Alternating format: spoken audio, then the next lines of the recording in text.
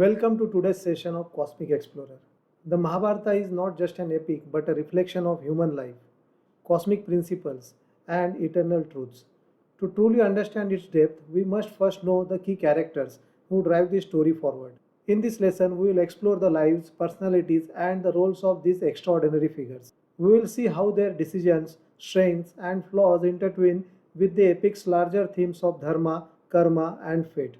Each character represents archetypes and values that remains relevant even today. Let's embark on this journey to uncover the stories and lessons hidden in their lives. We will begin with the starting point of the epic, Shantanu. In the depths of ancient India, where gods walked among men and kingdoms rose with divine grace, there lies a tale untold to many but profoundly impactful to the epic narrative we call the Mahabharata. A king whose life was a delicate balance of love, power, and sacrifice, setting the stage for the monumental events that would unfold for generations to come. Have you ever wondered how did the great lineage of Pandavas and Kauravas begin? What monumental love story, what grand sacrifices could have possibly led to the birth of these legendary families?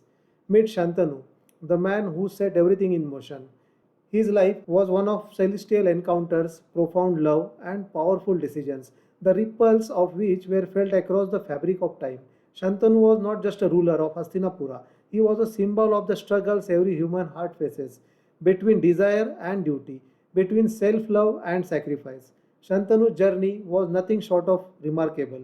He was a king who first laid the foundation for the Kuru dynasty's glory, a dynasty which would witness not only the heroic exploits of the Pandavas and Kauravas but also their tragic downfall. Born into the royal Kuru lineage, Shantanu was destined to be great.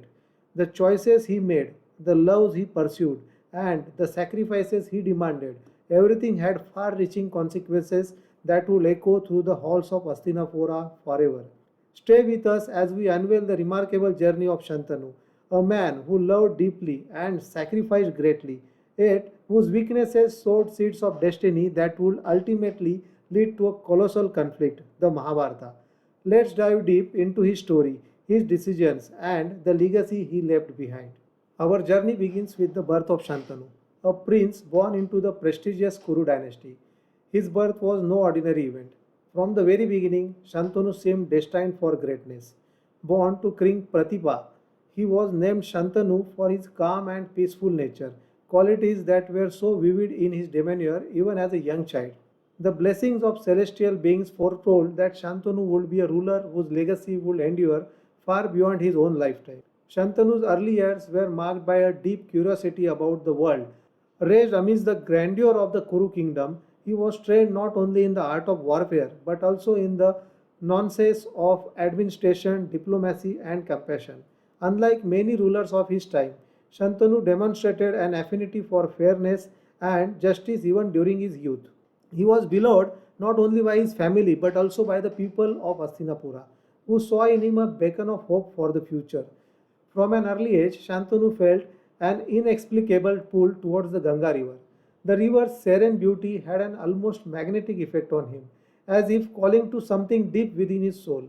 It was as if his fate was tied to the flow of this sacred river, one that would later become a defining part of his life and legacy. As Shantanu grew, he was molded not just as a warrior but as a king who understood the value of peace and diplomacy over conflict.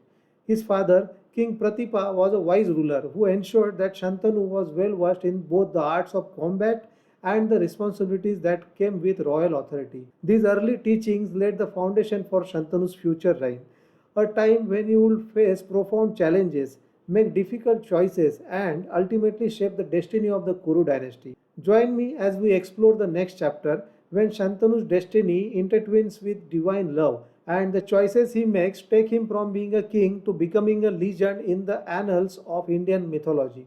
Shantanu's life took an unexpected and mystical turn when he encountered the enchanting figure of Ganga, the goddess of sacred river. One day, while wandering near the river banks, Shantanu's gaze fell upon a woman of divine beauty standing by the Ganga. There was something ethereal about her, a mysterious allure that seemed almost otherworldly. In that very moment, Shantanu was captivated.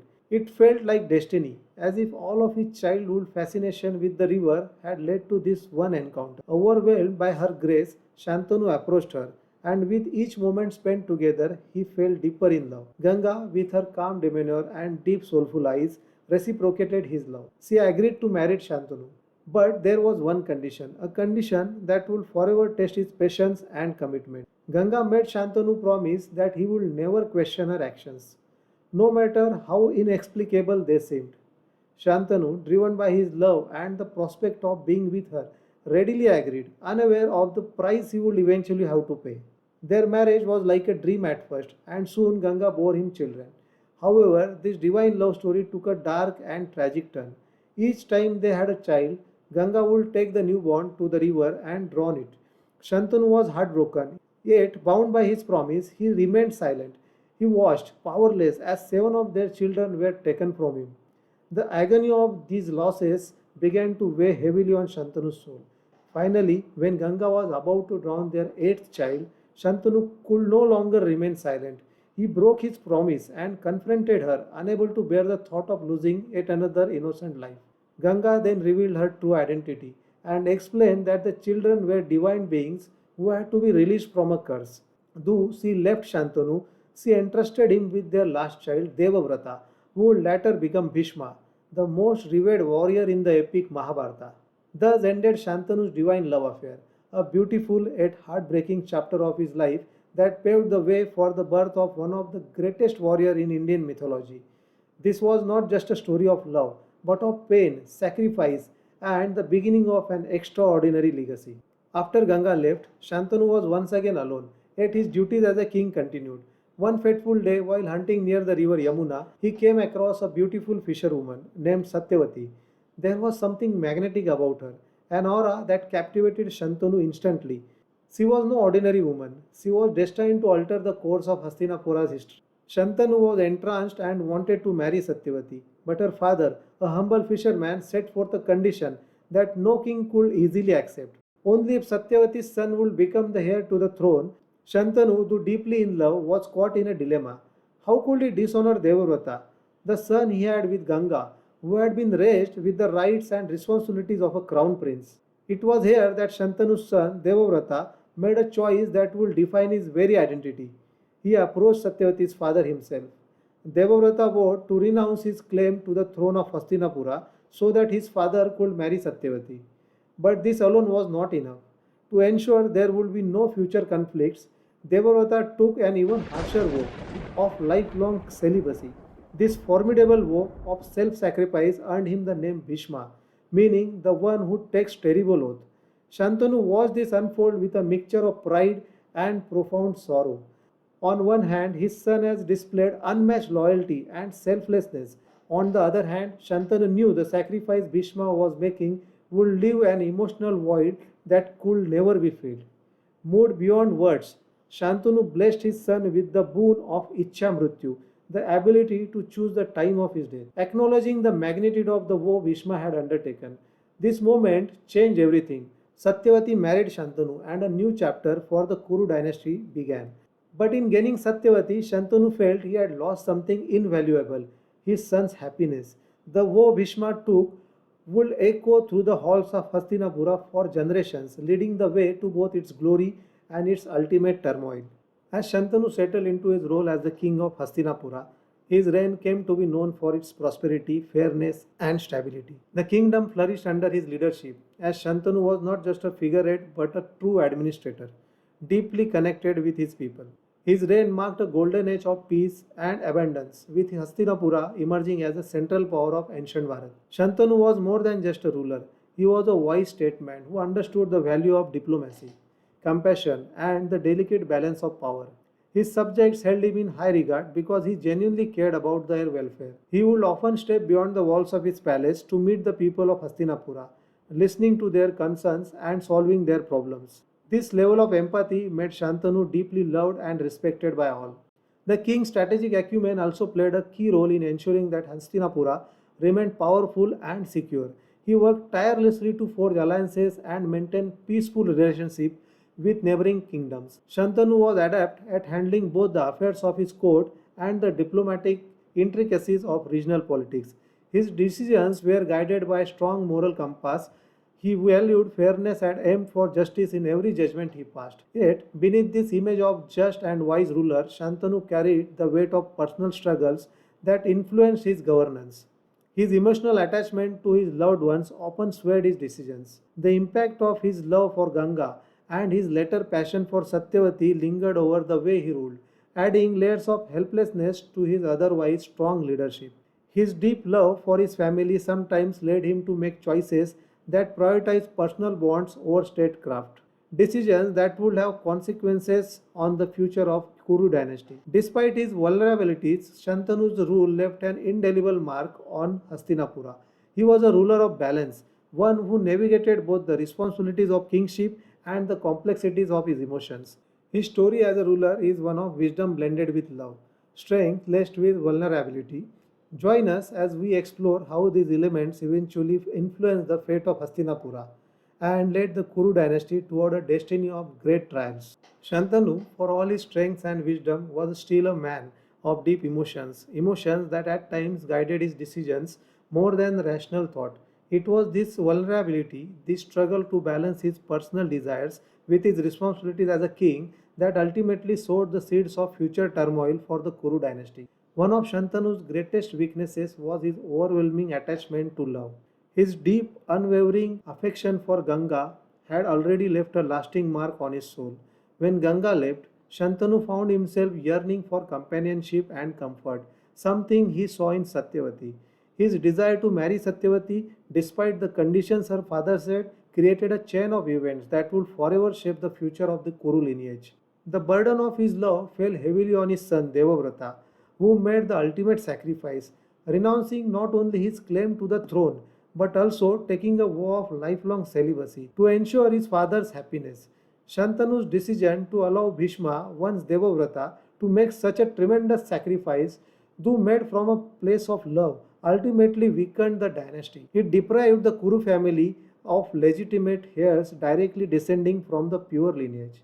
Instead, the heirs were born from Satyavati's lineage, which introduced complexities that led to political instability and eventual conflict.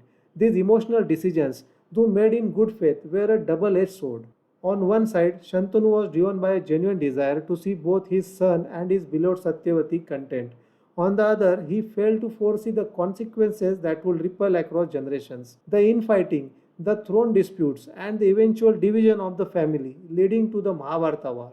Shantanu's weaknesses, his inability to detach his emotions from his duties as a ruler and dependence on love, had a profound impact on Hastinapura.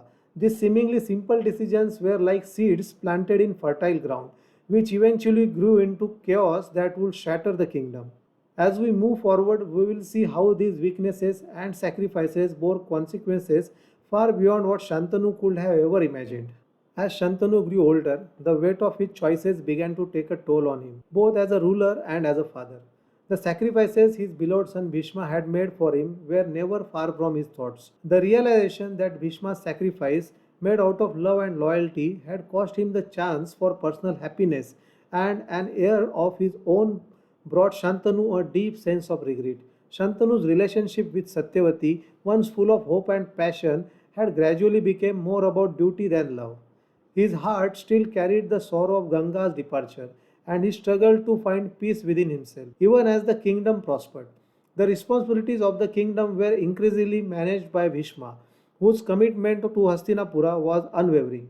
Bhishma had become the true pillar of the Kuru dynasty, a role that Shantanu both admired and lamented, knowing the cost his son paid to take on such a responsibility. In his final days, Shantanu saw glimpses of what was to come.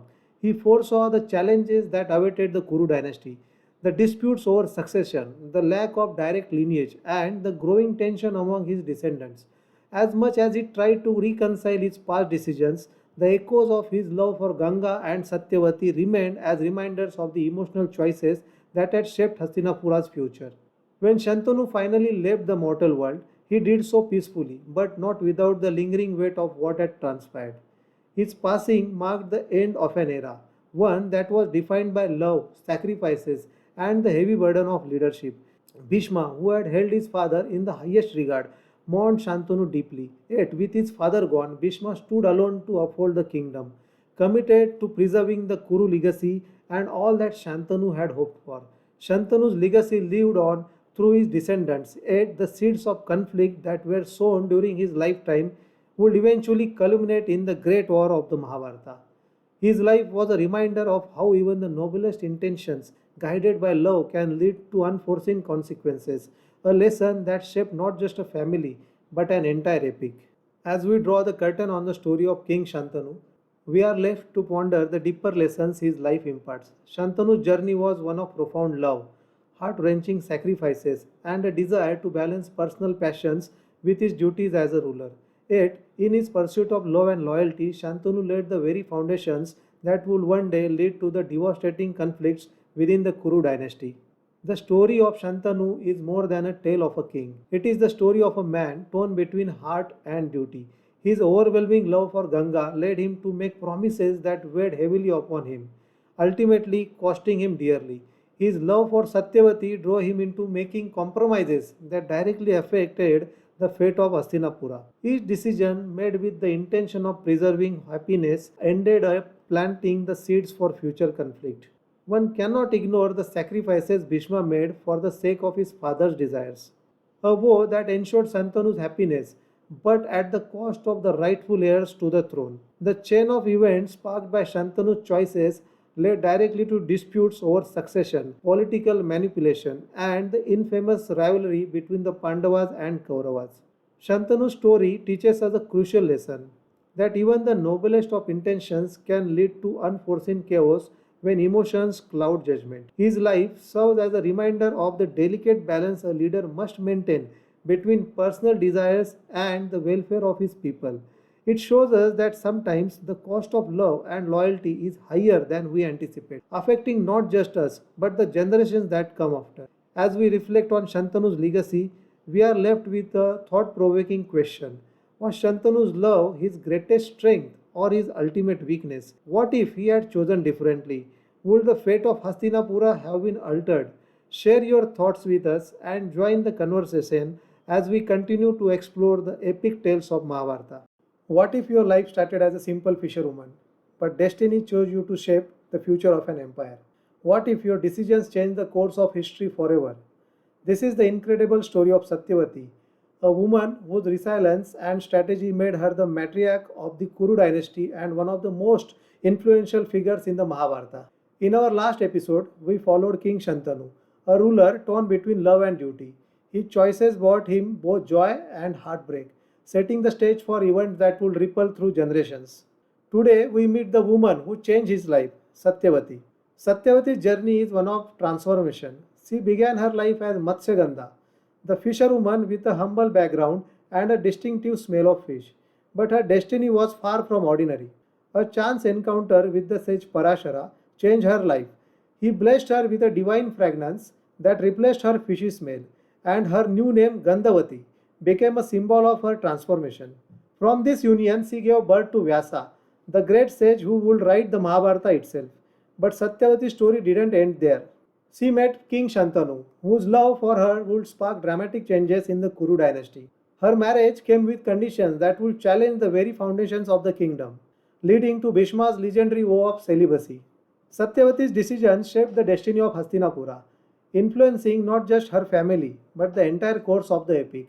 So, who was this extraordinary woman? How did she rise from a fisherwoman to a queen, and what legacy did she leave behind? Let's dive into her fascinating journey. Satyavati's story starts far from the royal courts of Hastinapura. Born into a fisherman's family, her life was simple but challenging. Her name, Matsyagandha, meant one who smells of fish, a name tied to her work ferrying passengers across the river. She was raised by a fisherman, but her origins were linked to something far greater. Her celestial lineage hinted that her life would one day change the fate of an empire. Satyavati was known for her strong work ethic and resilience. She spent her days helping her father and ferrying travelers across rivers. But despite her humble background, there was an air of destiny about her. The smell of fish was both her identity and her burden, yet it symbolized her connection to water, a sign of fluidity and transformation. One day, her life changed forever. Sage Parashara, a wise and powerful rishi, saw her while she was ferrying him across the river. Parashara was captivated by her beauty and her strong sense of purpose. He offered her a divine blessing that would transform her life. With Parashara's blessings, Satyavati's species smell turned into a divine fragrance that could be sensed from miles. She was no longer Matsyagandha. She became Gandhavati, the woman of divine fragrance. This transformation was more than physical. It marked the beginning of her journey from a fisherwoman to someone with a pivotal role in history. Their union also led to birth of Vyasa, a sage who would become one of most influential figures in Indian mythology. Satyavati, however, did not live her humble life immediately. She raised Vyasa in secret and continued her duties as a ferryman, but her destiny was forever altered. Satyavati's humble beginnings and her transformation show how ordinary lives can lead to extraordinary stories. Her rise from a simple fisherwoman to the matriarch of the Kuru dynasty is a testament to her strength and the divine will that shaped her journey. Satyavati's rise to power is one of the most dramatic stories in the Mahabharata. It began with her meeting King Shantanu, the mighty ruler of Hastinapura. Shantanu was on a hunting trip when he encountered Satyavati. She was ferrying travelers across the river, and her divine fragrance captivated him instantly. For Shantanu, it was love at first sight. He decided he wanted to marry her.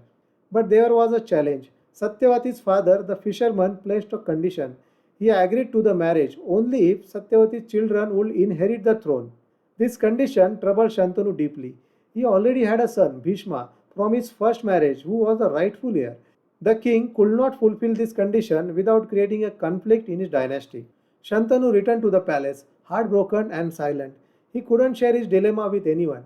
His son Bhishma, however, noticed the change in his father. Bhishma, known for his loyalty and sense of duty, approached Satyavati's father. He vowed to renounce his claim to the throne so that Satyavati's children could become the heirs. Not only that, Bhishma also took an oath of lifelong celibacy to ensure there would be no competition for the throne from his descendants. This incredible sacrifice secured Satyavati's marriage to Shantanu. She became the queen of Hastinapura. But her influence went beyond the royal title. She became a key figure in the Kuru dynasty, ensuring its continuity during times of crisis. This moment was a turning point in the Mahabharata. Bhishma's woe is legendary, but it also highlights Satyavati's role as a woman who inspired extraordinary actions. Her determination to secure her children's future showed her strength and strategic mind. Satyavati's rise from a humble fisherwoman to the queen of Hastinapura was now complete, and she was ready to play her part in shaping the destiny of the Kuru dynasty. Satyavati's journey as queen wasn't easy. It was filled with challenges, sacrifices, and tough decisions. After marrying King Shantanu, she became the queen of Hastinapura and gave birth to two sons, Chitrangada and Vichitravirya. But her happiness was short lived. Both her sons died young, leaving the Kuru dynasty without an heir. This was a moment of crisis not just for Satyavati but for the entire kingdom. Faced with this challenge, Satyavati didn't lose hope. She made a bold decision that changed the course of the dynasty. She summoned her first son Vyasa, born from the union with sage Parashara. Vyasa was a powerful sage, known for his wisdom and divine qualities. Satyavati asked him to continue the lineage by fathering children with her daughters-in-law, Ambika and Ambalika. This act, though unconventional, showed Satyavati's determination to save the Kuru dynasty. It was not an easy decision. It required courage, vision, and the willingness to go against societal norms. Vyasa's union with the queens resulted in the birth of three important figures, Dhritarashtra, Pandu, and Vidura. These three would go on to play key roles in the Mahabharata. Satyavati's actions during this period highlight her strength as a leader and matriarch. She ensured that the Kuru dynasty survived even when faced with enormous challenges. Her decisions were not just about her family but about the future of the kingdom. However, these choices came at a personal cost. Satyavati lived to see the seeds of conflict within the family. She witnessed the early tensions that would later explode into the Kurukshetra war. Despite this, her role as the matriarch who preserved the dynasty remains one of her greatest contributions to history. Satyavati's story teaches us the importance of resilience and the courage to make difficult decisions for greater good. Satyavati's life as queen was not just about power and influence, it was also marked by personal loss and difficult decisions. After marrying King Shantanu, she became the mother of two sons, Chitrangada and Vichitravirya. These two sons were her pride and hope for the future of the Kuru dynasty, but fate had other plans. Chitrangada, her eldest son, was a brave warrior. However, he died young in a battle, leaving the family and kingdom devastated. After his death, the responsibility of the throne fell on his second son, Vichitravirya. Vichitravirya became king but was not strong or healthy. Despite this, Satyavati arranged his marriage to two princes, Ambika and Ambalika, to ensure the continuation of the dynasty. Tragically, Vichitravirya also passed away without leaving any heirs. This left the Kuru dynasty in a deep crisis. The throne had no successor and the future of the Hastinapura was uncertain. As a mother, Satyavati faced unimaginable grief, but as the queen, she had to make tough decisions to save the kingdom. In this moment of despair, Satyavati showed remarkable leadership. She called upon her first son, Vyasa, born from her union with sage Parashara. She asked Vyasa to father children with Vichitravirya's widows, Ambika and Ambalika. This was an unusual decision, but Satyavati was determined to ensure the survival of the dynasty. Through Vyasa, the Kuru lineage continued. Dhritarashtra, Pandu, and Vidura were born, each playing a significant role in the Mahabharata. Satyavati's decision, though controversial, was a turning point in the history of Hastinapura. Despite her personal losses, Satyavati's courage and vision saved the Kuru dynasty from collapse. Her story is one of resilience, showing how leadership sometimes demands sacrifices for the greater good. Satyavati's journey from a humble fisherwoman to the queen of Hastinapura was extraordinary, but her final years were marked by reflection and withdrawal. After ensuring the continuity of the Kuru dynasty, Satyavati took a step back from the affairs of the kingdom. However, Satyavati was not immune to the pain of witnessing family conflicts. She saw the seeds of discord grow within her family, the beginnings of tensions between the Pandavas and the Kauravas. This discord later led to the devastating Kurukshetra war. Despite her efforts to build a strong dynasty, the fragmentation within the family was beyond her control. Realizing that her role was complete, Satyavati chose to retire to the forest. She took this decision after seeing her grandsons take charge of the kingdom. Along with Ambika and Ambalika, she left the palace, marking the end of her involvement in the affairs of Hastinapura. Satyavati spent her final years in quiet reflection. Her life was a blend of personal sacrifices, strategic decisions, and unyielding commitment to her family. Though she passed away in the forest, her legacy continued to shape the events of the Mahabharata. Satyavati's story teaches us that leadership often involves making difficult choices. Her resilience and wisdom ensured the survival of the Kuru dynasty. Her life reminds us of the strength required to balance personal loss and public responsibility. Even in her end, she remained a symbol of courage and vision. Satyavati's journey is a story of transformation, resilience, and leadership. She began her life as a Matsyagandha, a humble fisherwoman, but through her strength, intelligence, and determination, she became Gandhavati, the queen and matriarch of the Kuru dynasty. Her life was full of challenges. She faced personal losses, including the deaths of her sons Chitragandha and Vichitravirya. Yet, Satyavati's focus was always on the greater good. Her bold decisions ensured the survival of the Kuru dynasty. Her son Vyasa fathered the next generation, shaping the events of the Mahabharata. Satyavati's legacy is not just in her actions, but in the lessons she leaves behind. She teaches us the importance of resilience in the face of loss. She shows us how leadership often requires difficult, sometimes unconventional decisions. Her story also reminds us of the power of vision, to look beyond the personal pain and work for a greater purpose. Even in her final years, Satyavati showed dignity and wisdom. She stepped away from royal life when her role was complete, choosing a life of reflection in the forest. Her decisions continued to influence the kingdom long after she was gone. As we close Satyavati's chapter, let's remember her as a woman of courage and purpose. Her story shows that even the most humble beginnings can lead to extraordinary achievements. In the next episode, we will explore the life of Bhishma, a man whose vow of celibacy made Satyavati's rise possible and whose life defined the Kuru dynasty. What lessons from Satyavati's journey inspire you? Let us know in the comments. Imagine a man so powerful that even death could not touch him unless he allowed it. A warrior unmatched, a protector unwavering, and a man whose choices shaped the destiny of an empire.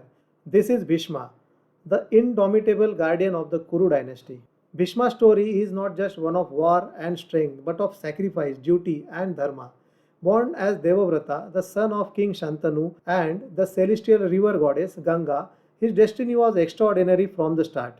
Bhishma was a reincarnation of one of the celestial Vasus, cursed to be born on earth. His birth was both a blessing and a burden. Ganga raised him with divine knowledge and skills before returning him to Shantanu, shaping him into a warrior like no other.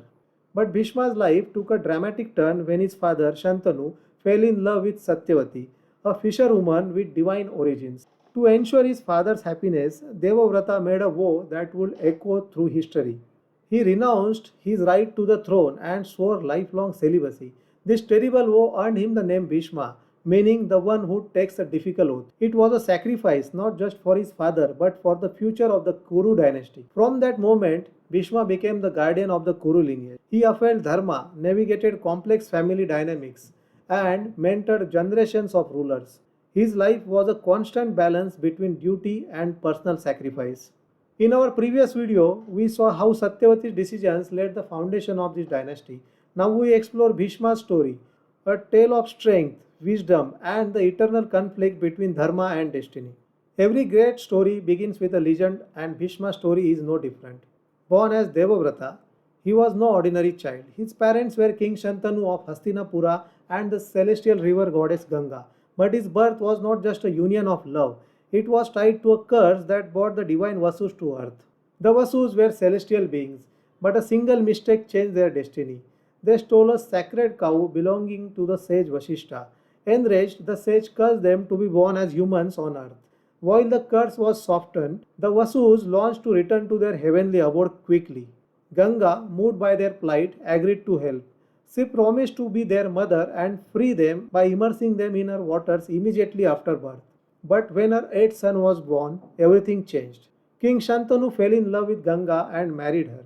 She bore him 7 sons and drowned each one in the river. When their eighth son was born, Shantanu could not bear it anymore. He stopped her, breaking her promise to the Vasus. This child was Devavrata, the Vasu cursed to live a long life on earth. Ganga raised Devavrata with great care. She taught him everything a prince needed to know.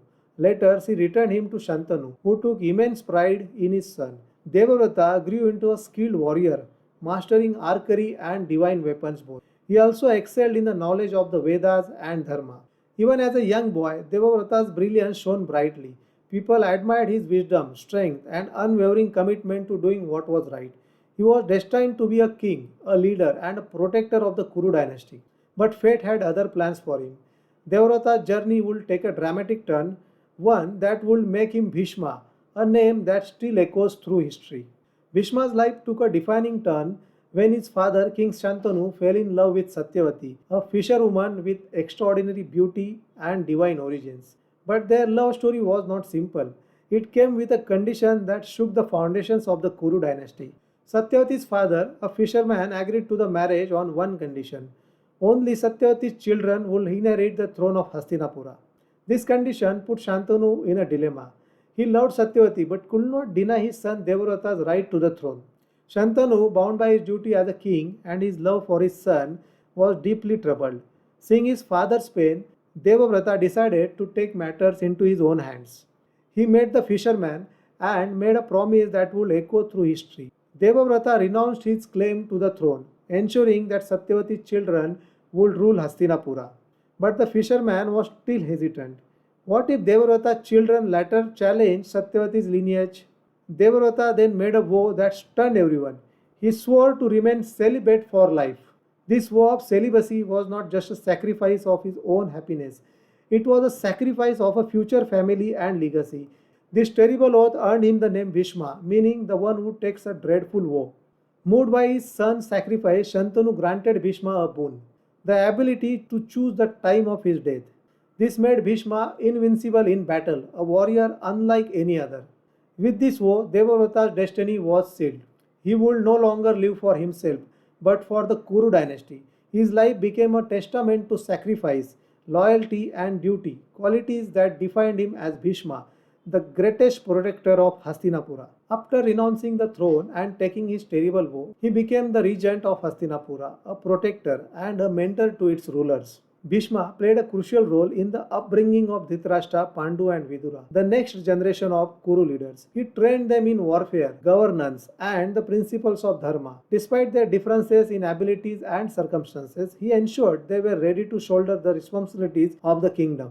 When the time came, Bhishma supported Dhritarashtra's coronation, despite his blindness.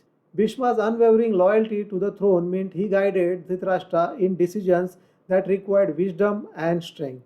However, his role was not without challenges. Political conflicts often arose within the royal family. Bhishma had to navigate the delicate balance between Dhritarashtra's emotional decisions and Pandu's ambitions. His wisdom helped prevent many disputes from escalating into chaos. But Bhishma's greatest challenge came in the form of Duryodhana, Dhritarashtra's eldest son. Duryodhana's envy of the Pandavas created deep divisions in the family. Although Bhishma disapproved of Duryodhana's actions, his loyalty to the throne prevented him from openly opposing the Kauravas. Time and again, Bhishma advised Duryodhana to act accordingly to Dharma, but his words often fell on deaf ears. Bhishma's inner conflict grew as he tried to remain impartial while witnessing Duryodhana's growing arrogance and the injustices faced by the Pandavas. When the great Kurukshetra war began, Bhishma's loyalty to the throne placed him on the side of the Kauravas, even though his heart supported the Pandavas. As the commander of the Kuru army, he fought valiantly but carried the burden of divided loyalties. Despite these struggles, Bhishma's dedication to Dharma never wavered. Even in his final moments, he shared his wisdom with Yudhishthira, ensuring the Kuru dynasty would learn from its mistakes. Bhishma was not just a warrior, he was a legend. His strength and skills in warfare was unmatched, and his mastery over divine weapons made him nearly invincible. But what set him apart was his unwavering commitment to Dharma. Bhishma's training began in his youth. Ganga, his mother, ensured he learned from the greatest sages and warriors. He mastered the art of archery, swordsmanship, and warfare. His skills were so extraordinary that even gods acknowledged his prowess. Bhishma possessed many divine weapons, including the powerful Brahmastra. These weapons, granted by gods, could change the course of any battle. But Bhishma believed that true strength lay not just in weapons, but in following the path of Dharma. For Bhishma, Dharma, the principles of duty and righteousness, was everything. He believed in protecting the throne and serving the Kuru dynasty even when it meant difficult choices. In the Kurukshetra war, Bhishma was chosen as the commander of the Kuru army. His leadership and strategies were brilliant. Even the Pandavas, who respected him deeply, found it nearly impossible to defeat him in the battle. On the battlefield, Bhishma was unstoppable. His arrows flew with the precision of lightning. Despite his age, he fought like a young warrior, defeating some of the greatest heroes. But Bhishma's greatest strength was also his greatest weakness, his adherence to Dharma. Bound by his principles, Bhishma refused to fight anyone who was not a true warrior. This included Shikhandi, who was born as Amba, a woman seeking vengeance against Bhishma. Arjuna used this opportunity with Shikhandi as a shield to bring Bhishma down. Even in his defeat, Bhishma upheld Dharma. As he lay on the bed of arrows, he shared his wisdom with Yudhishthira, teaching him the principles of governance, justice, and duty. His strength was not just in battle, but in his ability to inspire others to follow the path of righteousness. Bhishma was a warrior who could not be defeated by ordinary means.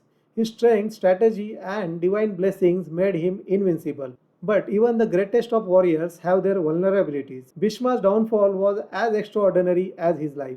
In the Kurukshetra war, Bhishma fought on the side of the Kauravas. Although his heart was sympathized with the Pandavas, his vow of loyalty to the throne kept him bound to Duryodhana's side. But Bhishma had one rule: he would not fight anyone who was not a true warrior. This rule became his weakness. Shikhandi, who was born as Amba in a previous life, was central to Bhishma's defeat. Amba had sought Bhishma's hand in marriage, but was rejected due to his vow of celibacy. Humiliated and filled with rage, Amba vowed to end Bhishma's life, even if it meant being reborn. On the 10th day of the war, Shikhandi stood in the front lines. Bhishma recognized Shikhandi's past and refused to attack. Arjuna seized the moment.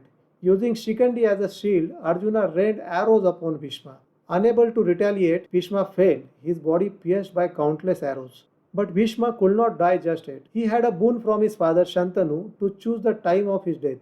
Lying on a bed of arrows, Bhishma waited until the end of the war to leave his mortal body. Even in pain, he remained calm and composed. During this time, Bhishma gave valuable teachings to Yudhishthira. He spoke about governance, dharma, and the responsibilities of a king. His wisdom helped Yudhishthira prepare for his role as the ruler of Hastinapura. When the time was right, Bhishma chose to leave his body. His death marked the end of an era. Bhishma's life and death were a testament to his commitment to Dharma, his sacrifice, and his unmatched legacy. Bhishma's life was a remarkable journey of sacrifice, loyalty, and unwavering duty. His achievements were not just on the battlefield, but also in shaping the Kuru dynasty and preserving its legacy. One of Bhishma's greatest achievements was his role as the guardian of the Kuru dynasty. After renouncing the throne, he became the regent of Hastinapura. He guided three generations of rulers, Dhritarashtra, Pandu, and Vidura, shaping them into capable leaders. Under his guidance, the kingdom prospered and maintained its stability for many years. Bhishma was not just a ruler, he was also a mentor. He trained the Kuru princes, including the Pandavas and Kauravas, in the art of warfare and dharma. His teachings laid the foundation for their roles in the Mahabharata. Even in times of conflict, his wisdom acted as a guiding light. Bhishma was a symbol of dharma. He upheld righteousness even in the most challenging situations. Despite his personal conflicts, he remained loyal to the Kuru throne, ensuring the kingdom's unity. His sense of duty was so strong that he sacrificed his happiness and personal desires for the greater good. But Bhishma's legacy goes beyond his lifetime. As he lay on the bed of arrows, he shared his wisdom with Yudhishthira. He spoke about governance, justice, and the responsibilities of a king. These teachings became a guiding philosophy for generations to come. Bhishma's life was a lesson in sacrifice and strength. He showed that true greatness lies not in power but in selflessness and commitment to duty. His unwavering adherence to Dharma earned him respect from both allies and enemies. Bhishma's story continues to inspire us even today. He was not just a warrior, he was the very soul of the Kuru dynasty. His life reminds us that while we may face challenges, staying true to our principles can leave a legacy that lasts forever. Bhishma's story is one of sacrifice, strength, and dharma. From his vow of celibacy to his wisdom on the bed of arrows, he shaped the destiny of the Kuru dynasty. His choices, though difficult, left a legacy that inspired generations. Bhishma was more than a warrior. He was a teacher, a protector, and the moral compass of Hastinapura. Even in his final moments, he chose to guide Yudhishthira with teachings of justice and governance. His life reminds us that true greatness lies in staying true to our values, even when faced with challenges. But the story of the Mahabharata doesn't end here. Bhishma's life was deeply intertwined with the lives of other key characters. As we bid farewell to Bhishma's chapter, we turn our focus to the sage Vyasa, the man behind the epic. Vyasa, the son of Satyavati, was not just a character in the Mahabharata, but also its creator. His wisdom gave life to the epic, preserving the stories of dharma and destiny for future generations. He was a storyteller who ensured that Bhishma's sacrifice, Arjuna's valor, and Krishna's teachings were remembered forever. Join us in the next chapter as we explore the life of Vyasa, the sage who shaped the Mahabharata into the timeless story it is today. Imagine a sage so wise that he could see the past, the present, and the future. A poet so gifted that his words shaped the destiny of an entire civilization. This is Vyasa, the eternal storyteller of India, the one who wove the epic tale of the Mahabharata, a narrative that continues to inspire us even today. Vyasa was not just a sage, he was the architect of Dharma, born to the celestial Rishi Parashara and Satyavati, a fisherwoman with divine origins. Vyasa's life began with purpose. His birth itself was miraculous, occurring on an island in the Yamuna river, earning him the name Krishna Dvaipayana. From a young age, Vyasa mastered the Vedas, becoming a symbol of wisdom and knowledge. But his contributions didn't stop there. He divided the Vedas into four parts, making them accessible for future generations. And then he took on his greatest task, composing the Mahabharata, a story of dharma, adharma, and human emotions. In our previous video, we explored Bhishma's sacrifices for the Kuru dynasty. But who ensured that Bhishma's story and the lessons of the Mahabharata were preserved for eternity? It was Vyasa. Through his words, the struggles of Bhishma and the Kuru dynasty became immortal. Today we dive into extraordinary life of Vyasa, the man behind the Mahabharata, the sage who ensured that the lessons of dharma, karma, and destiny reached every corner of the world. Let's uncover the story of the storyteller himself. Before Vyasa became the sage whose words would shape the destiny of the Kuru dynasty, his story began with his parents, Rishi Parashara and Satyavati. Their union was destined to bring a divine soul into the world, but this was no ordinary meeting. Satyavati, also known as Matsagandha for her distinct fragrance of fish, was a fisherwoman ferrying people across the Yamuna river. One day, Rishi Parashara, a revered sage known for his immense knowledge and spiritual powers, encountered her. Parashara saw in her a divine connection and knew she was chosen to bear a child with a great destiny. But Satyavati was hesitant. She feared for her reputation and future. Parashara, understanding her concerns, used his divine powers to ensure that her maidenhood would remain intact and she would gain a divine fragrance that would last forever. Assured by his words, Satyavati accepted, and their union took place in the middle of the river, shrouded in divine mist. From this sacred union, a child was born on an island in the Yamuna river. This child was Krishna Dvaipayana. Krishna because of his dark complexion, and Dvaipayana because he was born on an island. This boy was no ordinary child. As soon as he was born, he grew into a young man through his divine will. Vyasa immediately displayed divine abilities. He mastered the Vedas and other spiritual texts with ease, earning him the name Vedavyasa. Even as a young sage, his purpose was clear: to organize and preserve the spiritual knowledge of the world and ensure it was passed to future generations. While Satyavati returned to her life, transformed by the divine boon, Vyasa began his journey as a wandering sage. He meditated in the forest and the Himalayas, preparing himself for the monumental tasks that lay ahead. This was just the beginning of Vyasa's extraordinary life. His birth marked the arrival of a soul destined to shape the spiritual and historic fabric of Bharat. From the island of his birth to the hearts of millions, Vyasa's story remains timeless, a symbol of divine purpose and wisdom. Vyasa was not just a sage and storyteller.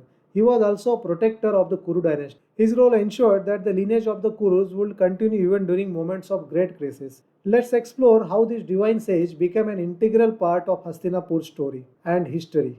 The story begins with a crisis. The Kuru throne faced a void due to the untimely deaths of key heirs. Bhishma, ever loyal to the dynasty, sought a way to preserve the royal lineage, but he needed divine intervention. It was at this moment that Vyasa, the son of Satyavati, stepped forward. Satyavati, now queen of Hastinapura and Vyasa's mother, turned to her son for help. She invoked the ancient tradition of Niyoga, where a learned sage could father children for the continuation of a royal lineage. Vyasa agreed, understanding the importance of Dharma and the need to preserve the Kuru dynasty. Before proceeding, Vyasa entered deep meditation. This was not merely a biological act, but one steeped in spiritual significance. He ensured that the children born from this union would carry the wisdom and strength necessary to rule the kingdom. From this sacred intervention, three sons were born: Dhritarashtra, who was strong but blind; Pandu, who became a skilled warrior and king; and Vidura, wise and just, born to a maidservant yet destined to play a pivotal role in the Mahabharata. Vyasa's role didn't end with their birth. He continued to guide the Kuru princes, teaching them about Dharma, the responsibilities of kingship, and the importance of justice. His wisdom shaped their understanding of governance and prepared them for their roles in the epic struggle of the Mahabharata. As the years passed, Vyasa became a spiritual guide and mediator for the Kuru dynasty. Whenever conflicts arose within the royal family, Vyasa's words of wisdom brought clarity and peace. He reminded the Kurus of their higher purpose and their duty to uphold Dharma. Though his direct involvement in the Kuru dynasty was limited, Vyasa's contributions were monumental. He ensured the continuation of the royal lineage, provided guidance during critical moments, and shaped the moral framework of the dynasty. His influence can be seen in every twist and turn of the Mahabharata. Vyasa's greatest contribution to the world is Mahabharata. It is not just an epic but a timeless guide to Dharma, life, and the complexities of human nature, spanning over 1 lakh verses, and it is the longest poem ever composed, a treasure of knowledge and wisdom for all generations. The Mahabharata was born from Vyasa's deep understanding of life and Dharma. He witnessed the struggles, conflicts, and choices that shaped the Kuru dynasty. He saw how Dharma often clashed with ambition and human emotions, creating an intricate web of decisions and consequences. Vyasa composed the Mahabharata not just as a historical record but as a lesson for humanity. It was his way of ensuring that the teachings of Dharma, the consequences of adharma, and the complexities of human relationships were preserved for all time. The Mahabharata captures the story of the Kuru dynasty from its root to its eventual downfall. It tells of the ambitions of the Kauravas, the struggles of the Pandavas, and the moral dilemmas faced by every character. Through these stories, Vyasa explored the eternal battle between right and wrong, dharma and adharma. Vyasa passed down the Mahabharata through oral tradition, ensuring that his disciples memorized and preserved the verses. This ensured that the teachings within the epic would be shared across generations, inspiring countless seekers of truth and wisdom. Within the Mahabharata lies its spiritual heart, the Bhagavad Gita. It is a conversation between Krishna and Arjuna on the battlefield of Kurukshetra. Through this dialogue, Vyasa dwells into profound questions about duty, life, and the path to liberation. The Gita stands as one of the most revered texts in Indian philosophy. The Mahabharata was not just a story of war, It was a mirror of humanity. Vyasa's words reflected the virtues and flaws of people, their struggles, and their triumphs. Through this epic, Vyasa preserved the moral and spiritual fabric of the society, ensuring that the lessons of the past could guide the future. Vyasa's legacy is not just about the Mahabharata, it goes beyond his words into the heart of Dharma and spiritual wisdom. His teachings have shaped the foundations of Indian philosophy, influencing generations of seekers and leaders. One of Vyasa's greatest contribution was the division of the Vedas. The ancient Vedic knowledge was vast and complex, and Vyasa understood the need to make it accessible.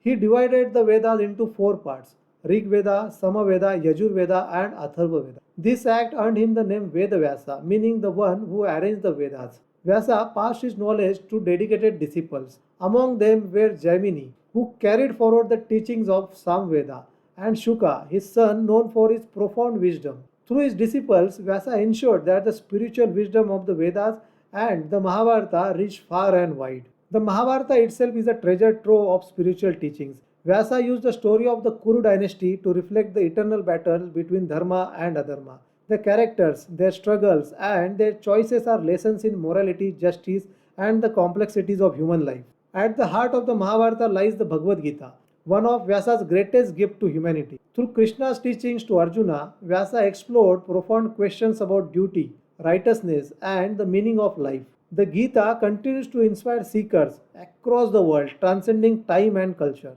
Vyasa's teachings were not just for the rulers of Hastinapura, but for everyone.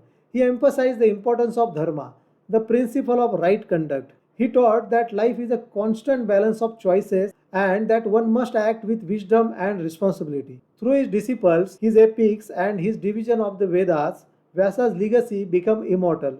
His teachings have formed the backbone of Indian philosophy, guiding humanity in times of doubt and conflict. Vyasa's life reminds us that true greatness lies not in power or fame, but in the wisdom we leave behind. His spiritual teachings continue to light the path for millions, making him a timeless beacon of dharma and knowledge. Vyasa's life was not just about his extraordinary contributions to knowledge and dharma. His work extended far beyond time, shaping the spiritual, cultural, and moral foundations of Hindu civilization. From dividing the Vedas to composing the Mahabharata, Vyasa's legacy continues to guide humanity even today. Vyasa's teachings taught us that dharma is not a rigid rule, but a path that requires wisdom and courage. His stories showed us that choices have consequences, and even the greatest heroes face challenges of morality and duty. Through the Mahabharata, Vyasa preserved the essence of life's struggles and victories. The epic does not just tell the story of the Kuru dynasty, but mirrors the conflicts we all face between duty and desire, right and wrong, self interest, and the greater good. In our previous video, we explored Bhishma's sacrifices, and this video, Vyasa's contributions to the Kuru dynasty. Now the story moves to Vyasa's son, Dhritarashtra, a man whose blindness symbolized more than a physical condition. His inability to see the truth set the stage for the epic conflict of the Mahabharata. Dhritarashtra's decisions, influenced by his love for his sons and his inner conflicts, would shape the fate of the Kuru dynasty. His story is one of power, emotions, and the heavy price of attachment. Join us in the next chapter where we uncover the story of Dhritarashtra, a king torn between his responsibilities and his love for his family, a man whose choices led to the great war of the Mahabharata. Can a king rule without sight? Not just the eyes, but the ability to see the truth. Imagine a man whose blindness, both physical and emotional, shaped the fate of an entire dynasty. Meet Dhritarashtra, the blind king of Hastinapur, a man who loved deeply, ruled with uncertainty, and left behind a legacy of lessons for all of us. In our previous video, we talked about Vyasa, the wise sage who composed the Mahabharata. But Vyasa wasn't just a storyteller. He played a direct role in shaping the Kuru dynasty. It was Vyasa who ensured the birth of Dhritarashtra, a crucial figure in the epic. And today, we are diving into Dhritarashtra's journey, his strengths, his struggles, and the decisions that change everything. Let's start at the beginning. Dhritarashtra wasn't born like most children. His mother Ambika was widowed when her husband, King Vichitravirya, died childless. To continue the royal lineage, Vyasa stepped in through a practice called Niyoga, where a sage fathered children on behalf of a deceased king. But here is where things took a turn. When Vyasa approached Ambika, she closed her eyes in fear, unable to look at his ascetic form. This act of shutting her eyes caused Dhritarashtra to be born blind. Now think about this. His blindness wasn't just a physical condition, it was symbolic of his life. He struggled to see the truth around him, to judge fairly, and to act decisively. And this blindness, it wasn't just his downfall, it shaped the destiny of the entire Kuru dynasty. Growing up as a blind prince wasn't easy. Dhritarashtra had strength, wisdom, and the royal lineage, but his blindness was seen as a limitation. Many questioned whether he could ever be an effective ruler. Despite this, he was chosen to rule Hastinapura when his younger brother Pandu stepped down. But here is the thing. While Dhritarashtra was on the throne, he rarely acted independent. He depended heavily on the advisors like Bhishma, Vidura, and later Sanjaya. And this dependence didn't stop at governance. It extended to his family, especially his sons. Dhritarashtra's love for his eldest son Duryodhana often clouded his judgment. He knew Duryodhana's actions were wrong, but he couldn't bring himself to stop him. This attachment became a recurring thing in his life. Now Dhritarashtra wasn't ignorant. He knew the principles of dharma, righteousness, but knowing and doing are two very different things. When the infamous gambling match between the Pandavas and Kauravas took place, Dhritarashtra allowed it to happen, despite knowing it was unjust. When Draupadi was humiliated in the court, he failed to intervene. And these moments, my friends, were pivotal. They weren't just events, they were cracks in the foundation of the Kuru dynasty. So, why did Dhritarashtra act or not act the way he did? Some say it was his blindness, his inability to see the chaos around him. Others say it was his deep love for his sons, especially Duryodhana. But one thing is clear, his choices remind us of the consequences of inaction. Dhritarashtra's story is filled with moments of reflection, regret, and eventual resignation. But it's not just his story, it's also the story of those around him. Gandhari, his wife, chose to blindfold herself to share his experience of darkness. And Duryodhana, his son, became the cause of great war. In the next part of the series, we'll explore Dhritarashtra's life as a king, his role in the Kurukshetra war, and how he faced the ultimate tragedy, the loss of all his sons. And stay tuned for our next video where we will shift focus to Gandhari, the queen whose loyalty and sacrifice defined her. Dhritarashtra's life is a lesson for all of us. It teaches us that love and attachment, when unchecked, can lead to destruction. But it also shows us the complexity of human emotions, how even a king can be torn between his head and his heart. So, what do you think? Was Dhritarashtra a victim of his circumstances, or did his choices define his fate? Let me know in the comments. Imagine being born into royalty, destined to rule, yet carrying a unique burden from birth, a blindness that isn't just a physical but symbolic. Today we are diving into the fascinating birth story of Dhritarashtra, the blind king of Hastinapura, and what his blindness meant for his life and legacy. Let's start with an extraordinary event that set the stage for Dhritarashtra's life. His father wasn't alive when he was conceived. Yes, you heard that right. After King Vichitravirya died childless, the royal lineage faced a crisis. Who would carry forward the Kuru dynasty? This was when Vyasa, the wise sage and the author of the Mahabharata, stepped in with an ancient practice called Niyoga. Niyoga was a tradition where a learned sage would father children for a deceased man to ensure the continuity of his family line. Vyasa was chosen for this sacred duty. He approached Ambika, one of Vichitravirya's widows, to conceive the child, but something unexpected happened. When Vyasa came to Ambika, she was overwhelmed.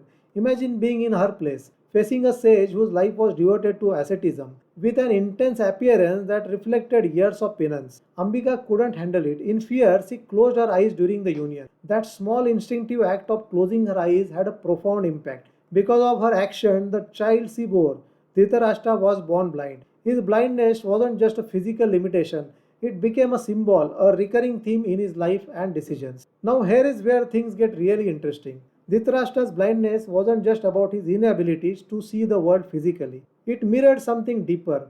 It symbolized his failure to see the truth about his sons, about justice, and about the larger consequences of his actions. Throughout the Mahabharata, we see this play out, as King Dhritarashtra often knew what was right. He understood Dharma, the principles of righteousness, but he was blind to the reality of his son Duryodhana's action. His love and attachment to his children clouded his judgment, and this blindness, this inability to act decisively, shaped the destiny of the Kuru dynasty. This isn't just a story from the past, it's a lesson for us even today. Dhritarashtra reminds us of how emotional attachments can blind us to the truth. How sometimes we fail to make the right choices because we are too close to the people or situations involved. His life teaches us to recognize our own blind spots, those moments when our emotions overpower our sense of justice. But it's not all negative. Dhritarashtra's story also shows us the humanity in leadership.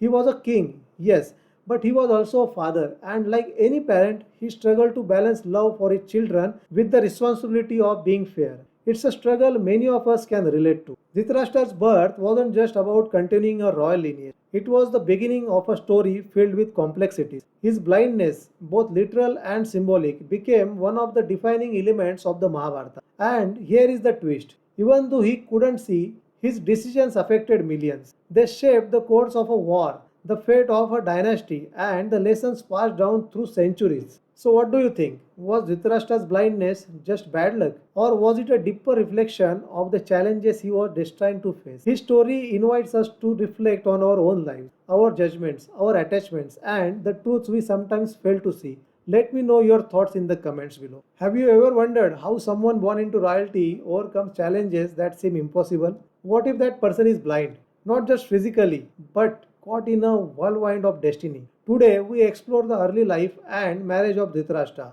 the blind king of Hastinapura, and how love, loyalty, and prophecy shaped his journey. Let's begin with Dhritarashtra's childhood. Born blind, Dhritarashtra's life was different from the start. As a prince of Hastinapura, he was part of the prestigious Kuru dynasty, but his blindness made others doubt his potential.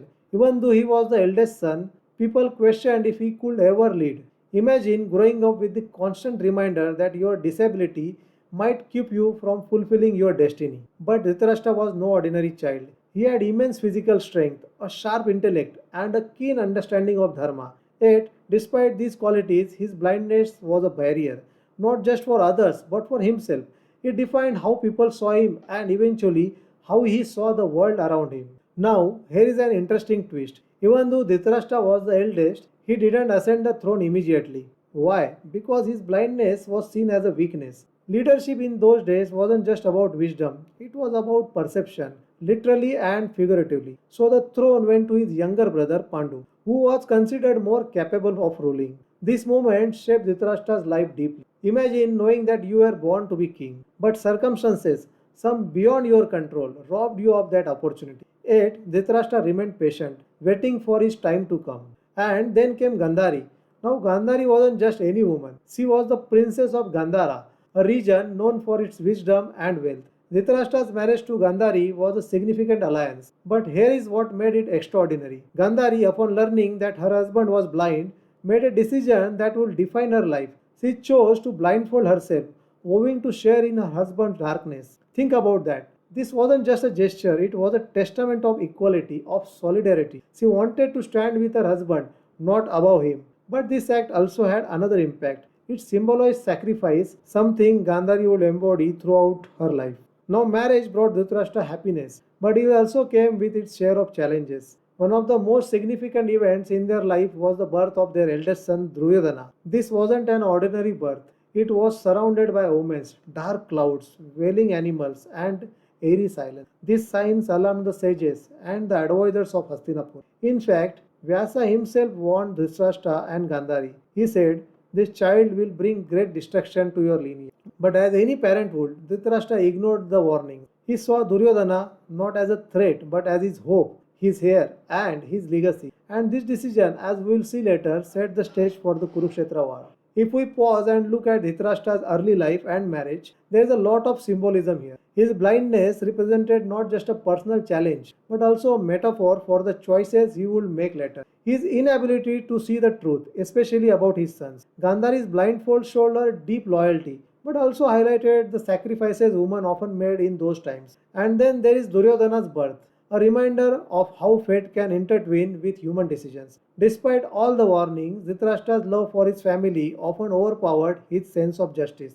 These early events tells us that Dhritarashtra's life was shaped as much by his circumstances as by his choices. Dhritarashtra's early life and marriage teach us some powerful lessons about leadership, love and loyalty. They show us how challenges can shape a person, but also how our responses to those challenges define who we become. And as we will see in the coming chapters, these lessons played out in ways that changed the destiny of Hastinapura forever. Imagine being a king with the power to shape an empire yet unable to fully control it. What happens when leadership is driven by love, fear, and indecision? Today, we are diving into the reign of Dhritarashtra. his leadership, his challenges, and how his choices shaped the destiny of Hastinapur. Dhritarashtra became the king of Hastinapura after his younger brother Pandu stepped down. But his rule was different from most kings. He wasn't a visionary ruler or a warrior on the battlefield. Instead, Dhritarashtra's reign was defined by two things: his reliance on others and his deep emotional attachment to his family.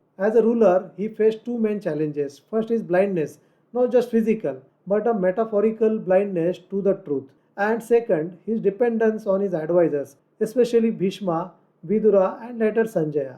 These were the people who helped him govern. But while they guided him, the real decisions often eluded him. Let's talk about the people Dhritarashtra relied on. Bhishma, his granduncle, was a pillar of strength for the kingdom. His wisdom and loyalty to Hastinapura were unmatched. Then there was Vidura, his half brother. Vidura was not only wise but also fearless in pointing out the truth even when it was uncomfortable. And finally, Sanjaya, who became Dhritarashtra's eyes during the Kurukshetra war. Through Sanjaya, Dhritarashtra could see the battlefield in vivid detail. But here is the thing: even with such brilliant advisors, Dhritarashtra struggled to make decisions. Why? Because he was torn between his love for his sons and his responsibility as a king, and this conflict defined his leadership. Nowhere in Dhritarashtra's indecision more evident than in the infamous gambling match. When Duryodhana and Shakuni proposed a game of dice with the Pandavas, Dhritarashtra allowed it, even though he knew it was a trap. Why did he allow it? Because he couldn't say no to Duryodhana. The game of dice wasn't just a gamble, it was a turning point. Yudhishthira, the eldest Pandava, lost everything: his kingdom, his brothers, and even their wife, Draupadi. And when Draupadi was dragged into the court and humiliated, Dhritarashtra sat silently. Think about that for a moment. A king, bound by Dharma, watching injustice unfold in his own court. After the humiliation, Draupadi demanded justice, and in a moment of clarity, Dhritarashtra returned everything to the Pandavas. But the damage was done. That event sowed the seeds of hatred and vengeance, leading to the eventual Kurukshetra war. Draupadi's humiliation wasn't just a moment of personal pain. It had far-reaching consequences. It fractured the Kuru family. It fueled the Pandavas' anger and deepened the divide between them and the Kauravas. And for Dhritarashtra, it was a moment of failure as a king, as a father, and as a guardian of justice. Despite knowing that his sons were wrong, Dhritarashtra could never bring himself to discipline them. He was blinded, this time by love and fear. Fear of losing their affection, fear of breaking the family, and fear of confrontation. So, what can we learn from Dhritarashtra's leadership? First, leadership is about making tough decisions. It's about standing for what's right, even when it means going against those you love. Second, reliance on others is not a weakness, but indecision is. Dhritarashtra had great advisors, but his inability to act often turned good advice into missed opportunity. Finally, Dhritarashtra's story reminds us that love, when unchecked, can cloud judgment. As a father, he loved his sons deeply, but as a king, that love became his greatest weakness. Dhritarashtra's reign was a complex one. He wasn't a bad king, but he wasn't a great one either. His story is a reminder of the delicate balance between love, duty, and justice. So, what do you think? Was Dhritarashtra a victim of his circumstances, or did his indecision define his fate? Imagine hearing every gruesome detail of a war that decides the fate of your family, but you can't see it.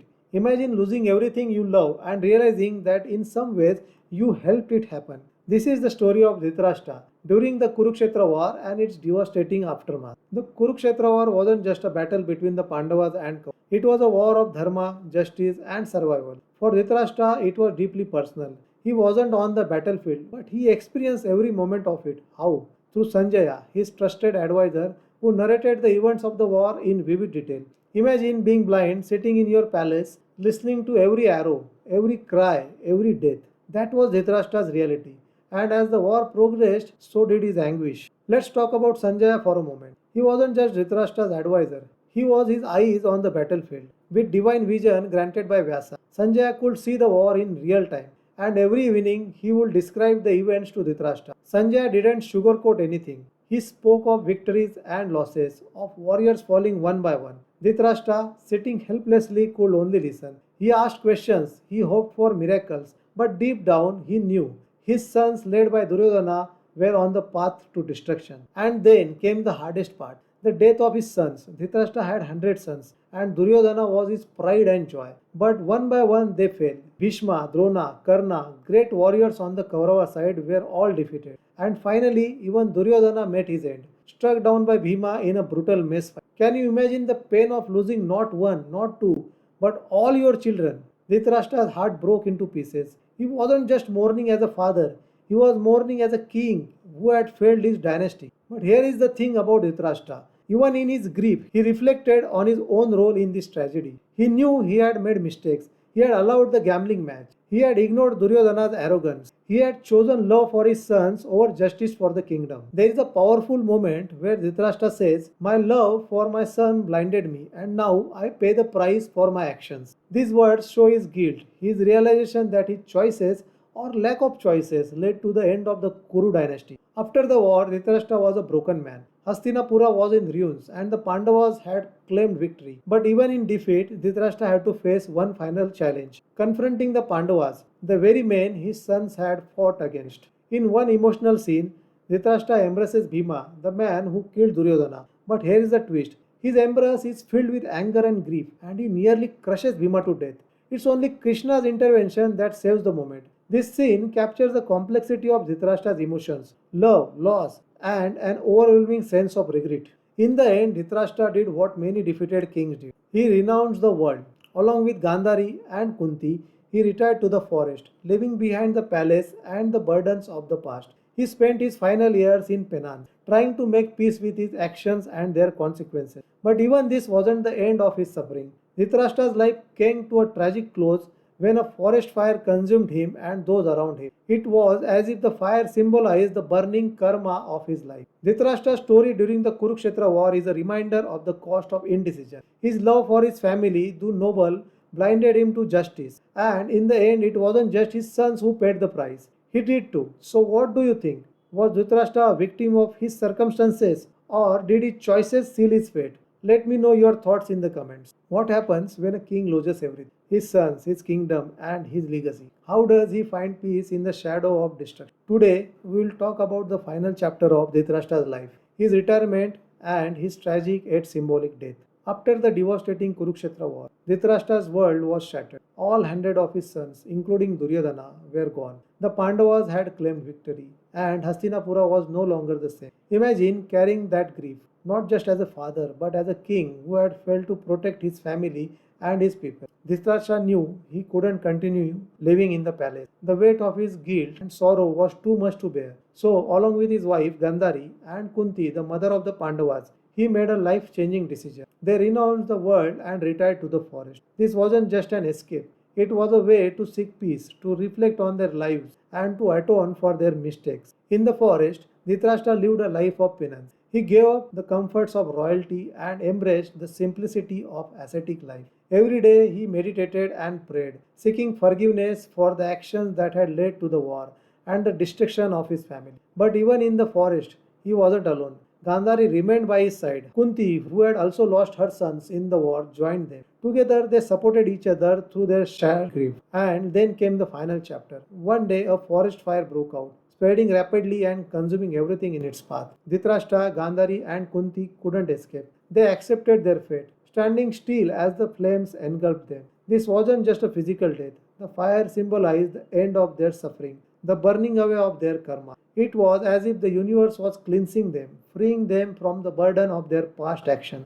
In many ways, their death in the fire was a release, a way to finally find peace after a lifetime of struggle and sorrow. Dhritarashtra's story, especially his final years, leaves us with some powerful lessons. It shows us that even in the face of immense loss, there is space for reflection and redemption. It reminds us that leadership isn't just about power, it's about responsibility, and most importantly, it teaches us that seeking forgiveness, whether from others or from ourselves, is a step toward peace. So, what do you think about Dhritarashtra's retirement and death? Was it a fitting end to his story, or could things have been different? Let me know your thoughts in the comments. What makes a legacy? Your actions or your inaction? And what do we take away from a leader torn between duty and love? Today, we are looking at the legacy of Dhritarashtra, the blind king of Hastinapura, and the lessons his life offers us. Dhritarashtra's life was a mix of greatness and tragedy. Born into royalty, he had the wisdom, strength, and lineage to be a remarkable king. But his blindness, both physical and emotional, defined his rule.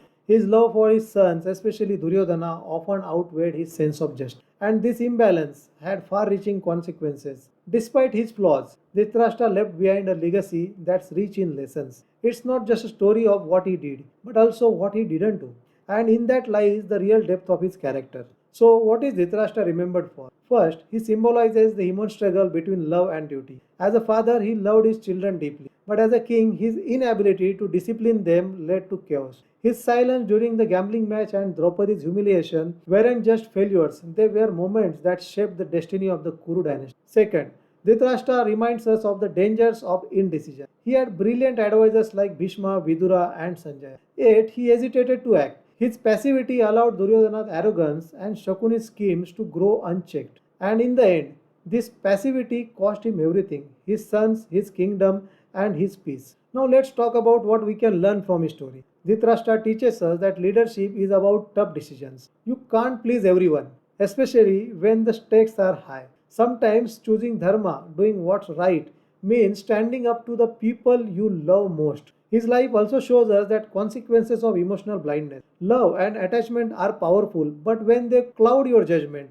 they can lead to disaster, whether it's in family, business, or leadership. Balance is key. And finally, Dhritarashtra's story is a reminder to reflect on our own actions or inactions. He realized too late that his choices shaped not just his life, but the lives of everyone around him. It's a lesson in accountability and the ripple effects of our decisions. So, what do you think? Was Dhritarashtra a victim of his circumstances, or was his passivity his undoing? Let me know your thoughts in the comments. And speaking of loyalty, in our next video, we will unravel the story of Gandhari, the queen who shared Dhritarashtra's darkness both literally and metaphorically. Don't miss it. Dhritarashtra's life is a powerful story, not just of a king, but of a man grappling with the weight of love, responsibility, and loss. It's a reminder that every choice, big or small, leaves a legacy. Imagine giving up your sight forever, not because you had to, but because you chose to. A life of darkness, not as a punishment, but as a symbol of love, loyalty, and sacrifice. This is the story of Gandhari, one of the most extraordinary figures in the Mahabharata. A woman of unmatched devotion, unwavering dharma, and silent suffering. In our last video, we talked about Dhritarashtra, the blind king of Hastinapur, whose struggles with his sight mirrored his moral blindness. But behind this flawed king stood a queen, a woman who voluntarily shared his darkness to stay by his side. Yes, I am talking about Gandhari, his wife and the mother of the infamous Kauravas. Gandhari wasn't just another queen. She was born a princess in the kingdom of Gandhara, raised with wisdom, dignity, and a strong sense of duty. But her life took an unexpected turn when Bhishma arranged her marriage to Dhritarashtra. Now let's pause for a moment. Imagine being told you are marrying someone blind. What would you do? For Gandhari, this wasn't a question of what she wanted. It was a matter of honor and loyalty. And then came her most iconic act. Gandhari didn't just marry Dhritarashtra, she blindfolded herself for life. Why? To show solidarity with her husband, to share his darkness. It wasn't just a gesture, it was a sacrifice that defined her entire existence. Think about it. A princess who could have had a life of luxury chose blindness to honor her vows. But Gandhari's story isn't just about sacrifice, it's about moral dilemmas, family conflicts, and the devastating price of war.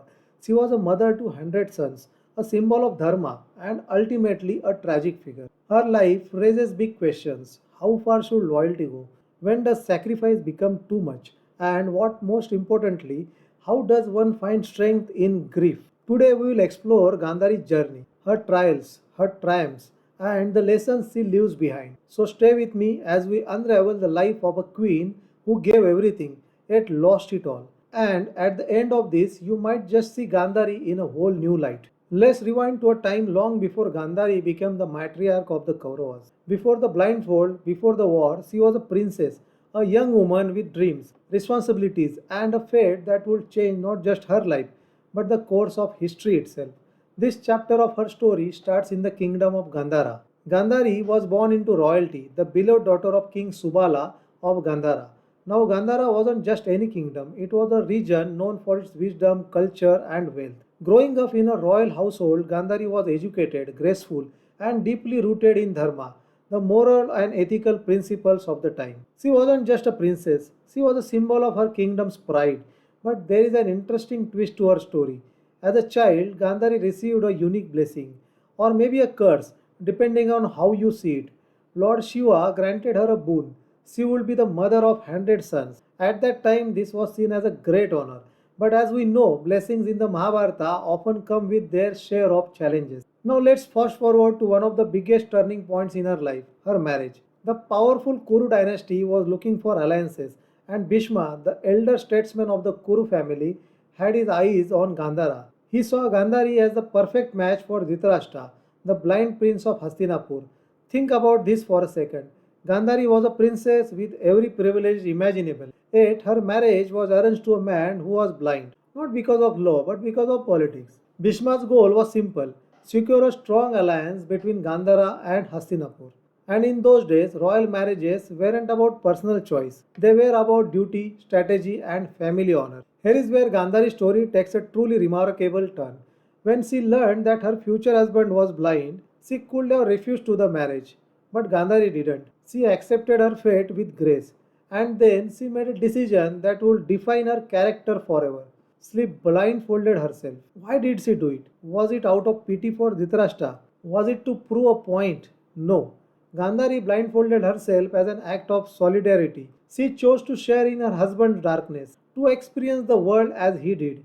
It was a gesture of love, loyalty, and above all, equality. But think about what this means. For a princess who grew up with every privilege, choosing blindness was no small sacrifice. It was a daily reminder of the life she could have had, but willingly gave up. Gandhari wasn't just giving up her sight, she was giving up her independence, her ability to witness the world's beauty, and her personal freedom. When Gandhari arrived in Hastinapur as Dhritarashtra's bride, she brought with her not just the alliance of Gandhara, but also her reputation as a woman of unparalleled devotion. Her blindfold became a symbol of sacrifice, yes, but also of the strength it takes to uphold one's dharma in the face of personal loss. This chapter of Gandhari's life, it is so important because it sets the tone for everything that comes next. Her sacrifice became the foundation of her identity, her decisions, and her relationships. As we move forward in her story, we will see how this single act of blindfolding herself shaped her role as a queen, a mother, and a moral compass in a world filled with chaos. Stay with me as we dive deeper into Gandhari's journey. Her story is just beginning, and trust me, it's a journey you don't want to miss. You're not just the queen of one of the greatest dynasties in history. You are also the mother of 100 sons, each with their own ambitions, strengths, and flaws. And to make things even more complex, those sons are destined to play a central role in the greatest war ever told.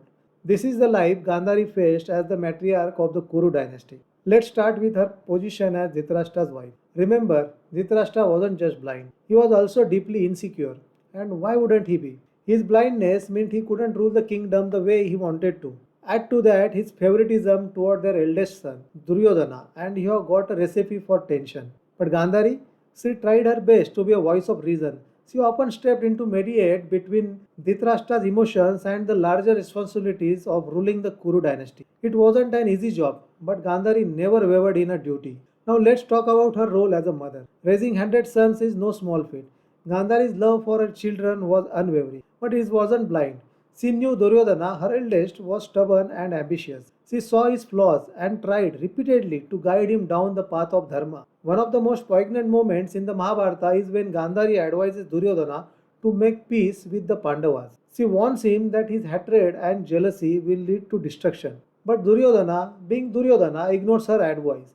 Can you imagine the heartbreak of watching your child walk into ruin, knowing you tried everything to stop them? Gandhari's role as matriarch also brought her into contact with some of the epic's most powerful figures. Let's start with Krishna. After the Kurukshetra war, Gandhari confronts Krishna himself, holding him responsible for the destruction of her family. She curses him, saying his own dynasty will face a similar fate. It's a rare moment where Gandhari's grief overcomes her sense of dharma, and it shows just how deeply the war affected her.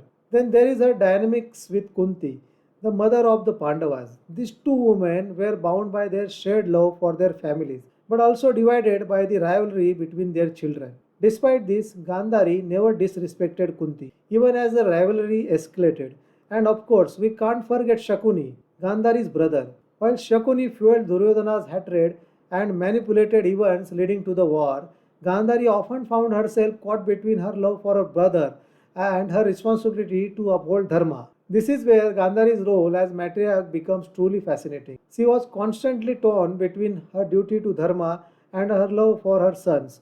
On one hand, she wanted to support Duryodhana and the Kauravas.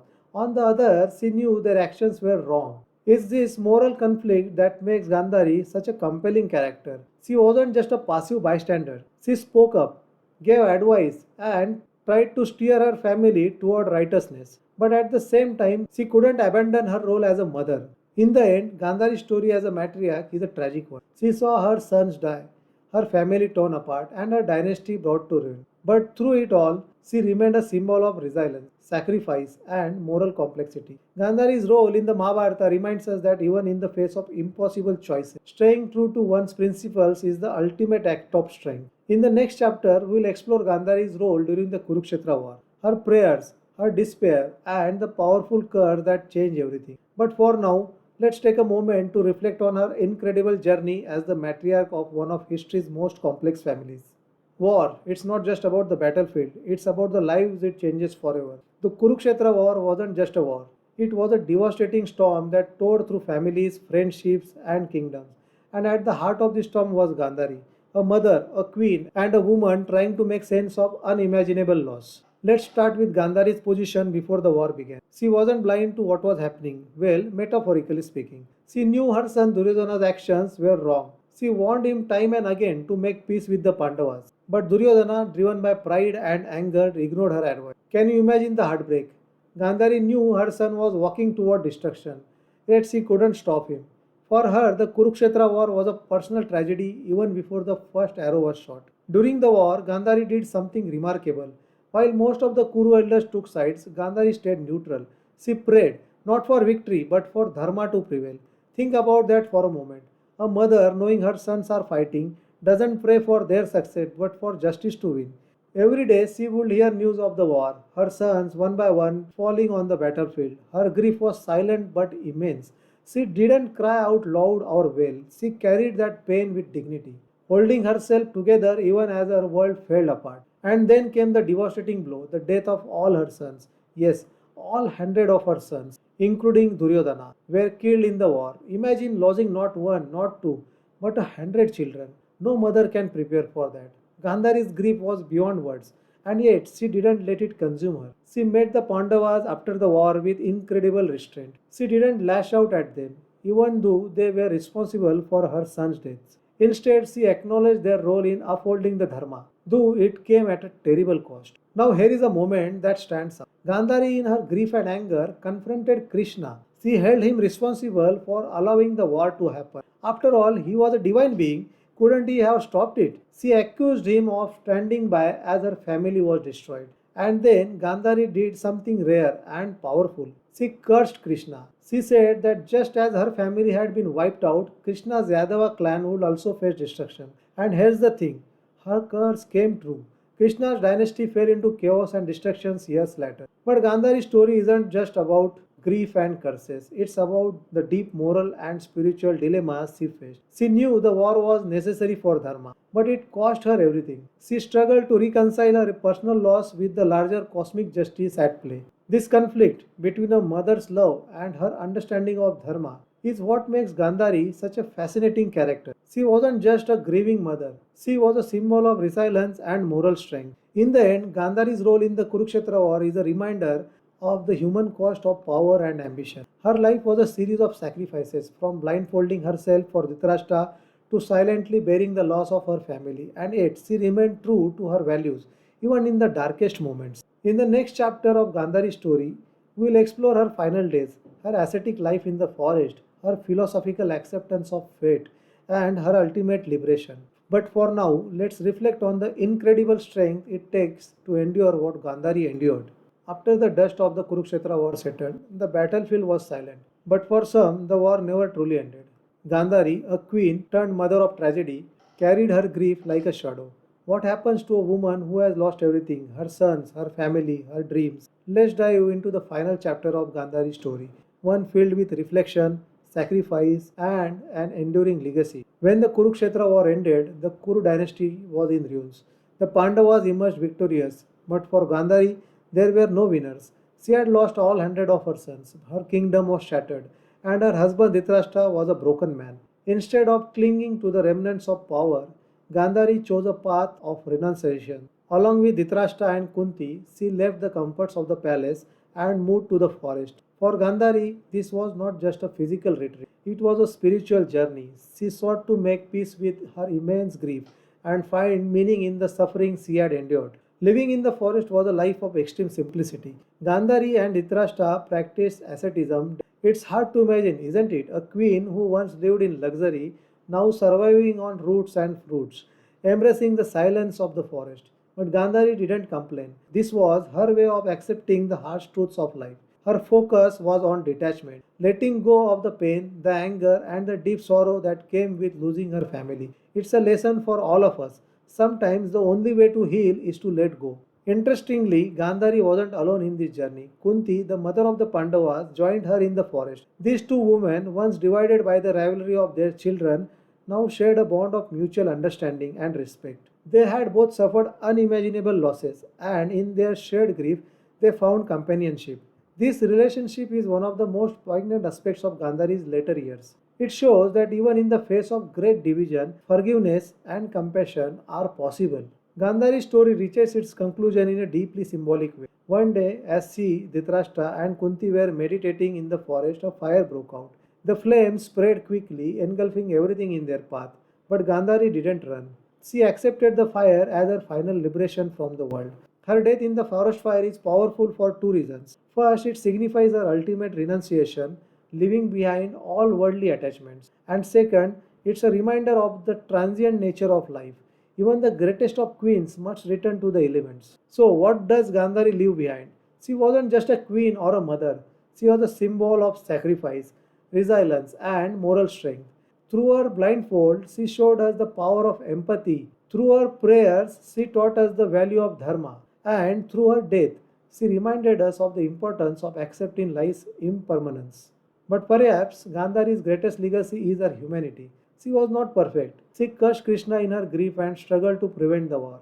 Yet she faced her flaws with dignity and stayed true to her principles. As we close this chapter, let's take a moment to honor Gandhari's incredible journey. What if life gave you immense power to change destinies, but also burdened you with impossible choices? This is the story of Kunti, a woman who wasn't just the mother of the Pandavas, but also a silent architect of their journey. Her life was full of extraordinary challenges, strategic decisions, and deep sacrifices. And through it all, Kunti showed us what it truly means to endure and lead. Now, in our last video, we talked about Gandhari, a queen who symbolized silent strength and sacrifice. But Kunti's story is different. Where Gandhari quietly accepted her fate, Kunti met hers head on with strategy and resilience. She made choices that shaped the destiny of not just her family, but also the entire Mahabharata. Kunti's life was far from easy. She was born as Pritha, a princess, but was adopted by her uncle and raised as his daughter.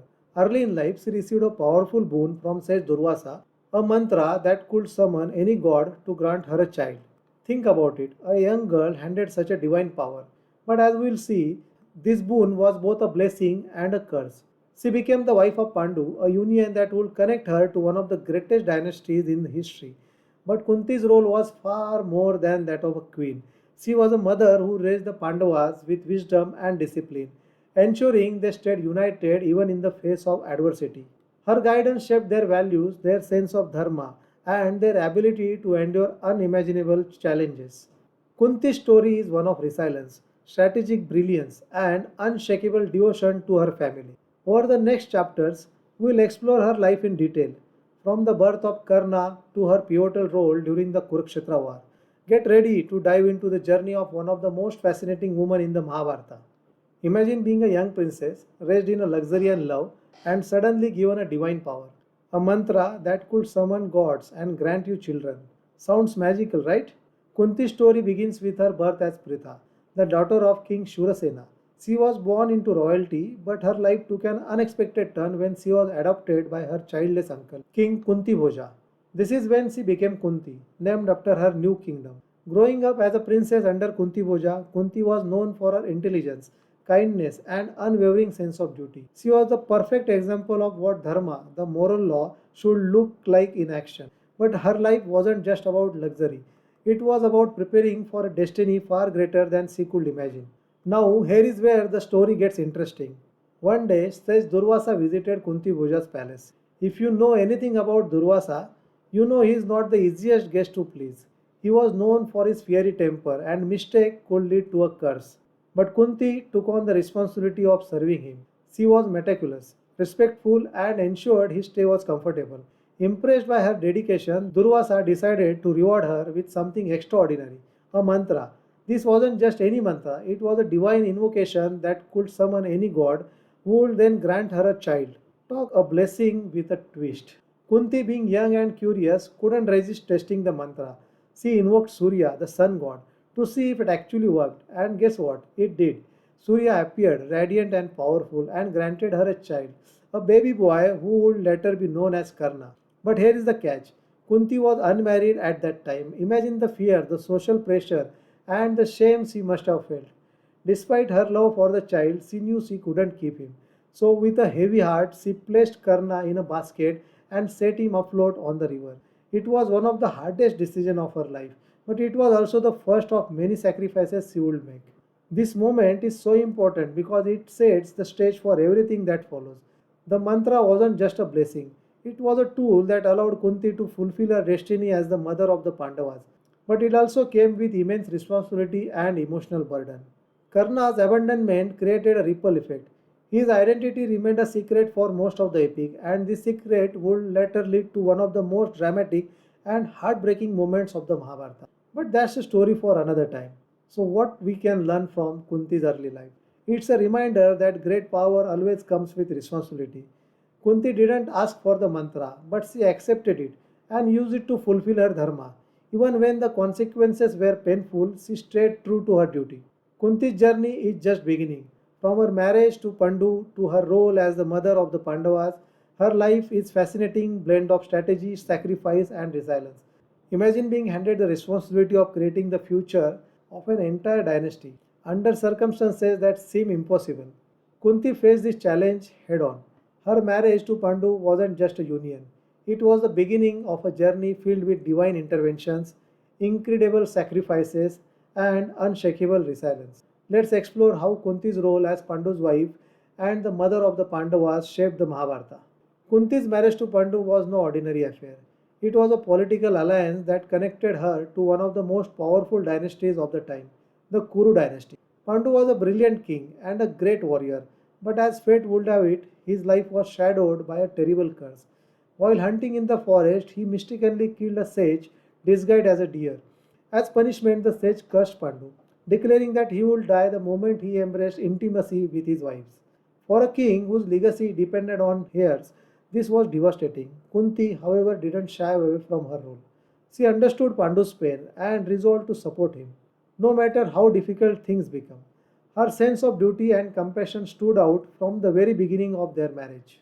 Pandu, desperate for children but unable to father them due to the curse, turned to Kunti's divine boon for help. Remember, Kunti had received a mantra from sage Durvasa that allowed her to invoke any god to bear children. This was the solution they needed. Kunti first invoked Dharma, the god of righteousness, and gave birth to Yudhishthira, a child destined to become the epitome of Dharma. Next, she called upon Vayu, the god of wind, and bore Bhima, whose strength was unmatched. Finally, she summoned Indra, the king of gods, and gave birth to Arjuna, the greatest archer in history. These three divine birds weren't just about creating heirs for the throne. Each son represented a unique quality, justice, strength, and skill that would shape the course of the Mahabharata. And let's not forget, Kunti shared her mantra with Madri, Pandu's second wife, leading to the birth of Nakula and Sahadeva through the Ashwini twins. But Kunti's life was never free from challenges. Pandu, overwhelmed by his curse and the guilt of his actions, eventually succumbed to it while with Madri. Overcome with grief, Madri chose to follow him into the funeral pyre, leaving Kunti as a widow with the responsibility of raising all five Pandavas. Think about this for a moment. Kunti, a single mother in a patriarchal world, was now tasked with guiding five sons, each with their own divine traits and unique destinies. She had to be their mother, father, teacher, and guide, all rolled into one. Kunti wasn't just a mother, she was a strategist. She raised the Pandavas with unwavering focus on unity and dharma. She ensured that despite their divine abilities, they remained grounded and adhered to the principles of righteousness. Her influence on Yudhishthira's sense of justice, Bhima's courage, and Arjuna's discipline was profound. Even during their exile in the forest, Kunti remained a pillar of strength. She faced the dangers of the wilderness while ensuring her son stayed united. Her wisdom and resilience helped them navigate some of the most challenging moments of their lives. Kunti's role as Pandu's wife and the mother of the Pandavas wasn't just about fulfilling her duty, it was about shaping the future of the Kuru dynasty with strength, wisdom, and love. Her decisions, sacrifices, and guidance played a crucial role in the Mahabharata's narrative. Sometimes life demands choices that seem impossible to make. Kunti, the mother of the Pandavas, faced one such moment when a deadly conspiracy forced her family into exile. Her decisions during this time, from survival strategies to the extraordinary marriage of Draupadi, would shape the destiny of the Mahabharata. Let's uncover how Kunti navigated these turning points with courage and wisdom. It all began with a sinister plot. Duryodhana, driven by envy and ambition, conspired to kill the Pandavas by trapping them into a palace made of flammable materials, Lakshagriha. The plan was simple: set it on fire and end the Pandavas' claim to the throne. But here is where Kunti's presence of mind came into play. She and Vidura, the Pandavas' loyal uncle, suspected foul play. Vidura subtly warned them, giving them a strategy to escape. When the palace was set ablaze, Kunti and her sons acted swiftly. They crawled through an underground tunnel, leaving the burning palace behind. Imagine the fear and uncertainty they must have felt. Escaping death, leaving everything behind, and stepping into exile with nothing but each other. For Kunti, this wasn't just about survival, it was about keeping her sons united and focused on their larger destiny. Now, exile wasn't new to Kunti. She had faced hardships before, but this time it was different. They were fugitives, with no royal comforts or resources to rely on. Kunti became the emotional and moral anchor for her sons. She reminded them that their dharma was not just to survive but to prepare for the responsibilities that lay ahead. During their time in the forest, Kunti played a key role in keeping her sons motivated. She ensured they stayed grounded, reminding them of their duty to uphold righteousness. Her strength and wisdom became the glue that held the Pandavas together. Then came the moment that changed everything: the encounter with Draupadi. The Pandavas, disguised as Brahmins, attended the Swamvara, a ceremony where Draupadi was to choose her husband. Arjuna, using his unparalleled archery skills, won her hand. The brothers, thrilled with their victory, returned home with Draupadi. But here's where things get interesting. When the Pandavas arrived, Kunti, not realizing what they had brought, casually said, "Sure, whatever you have brought among yourselves, equally."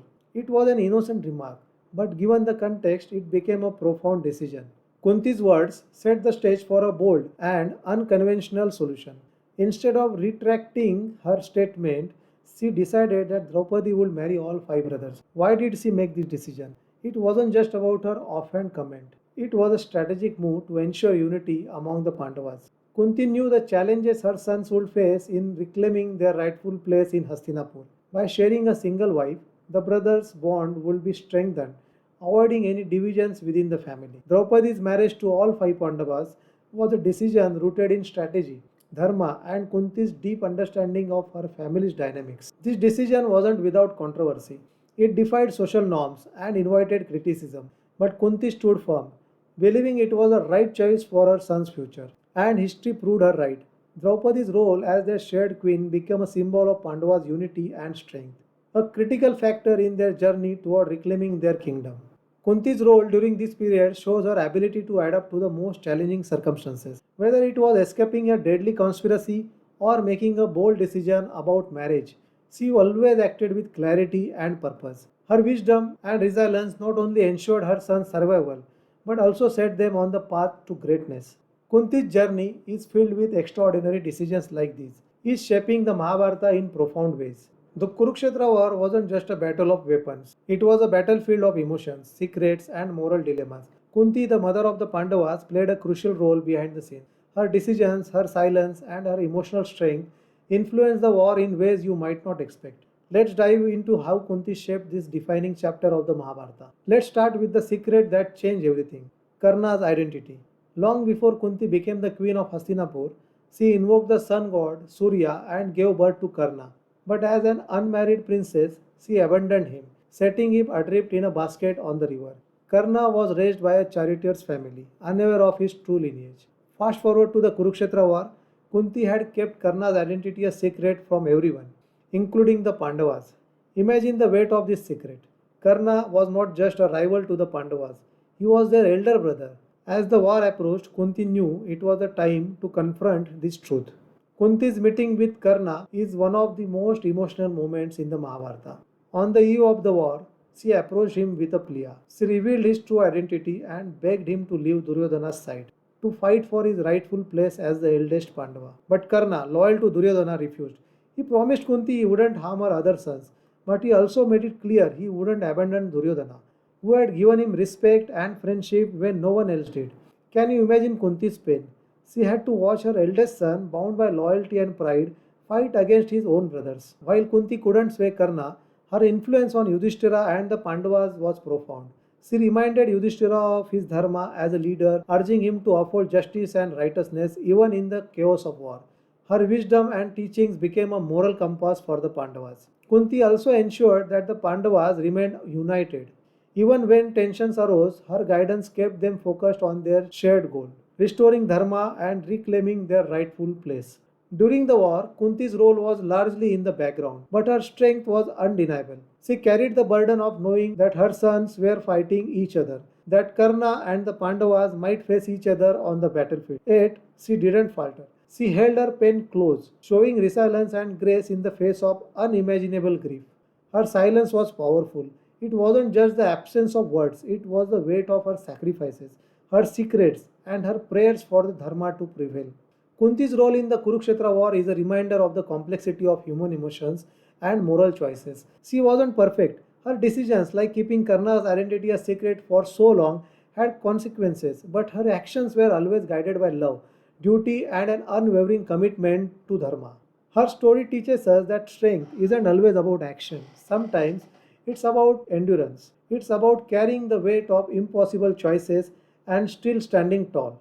Kunti's journey didn't end with the Kurukshetra war.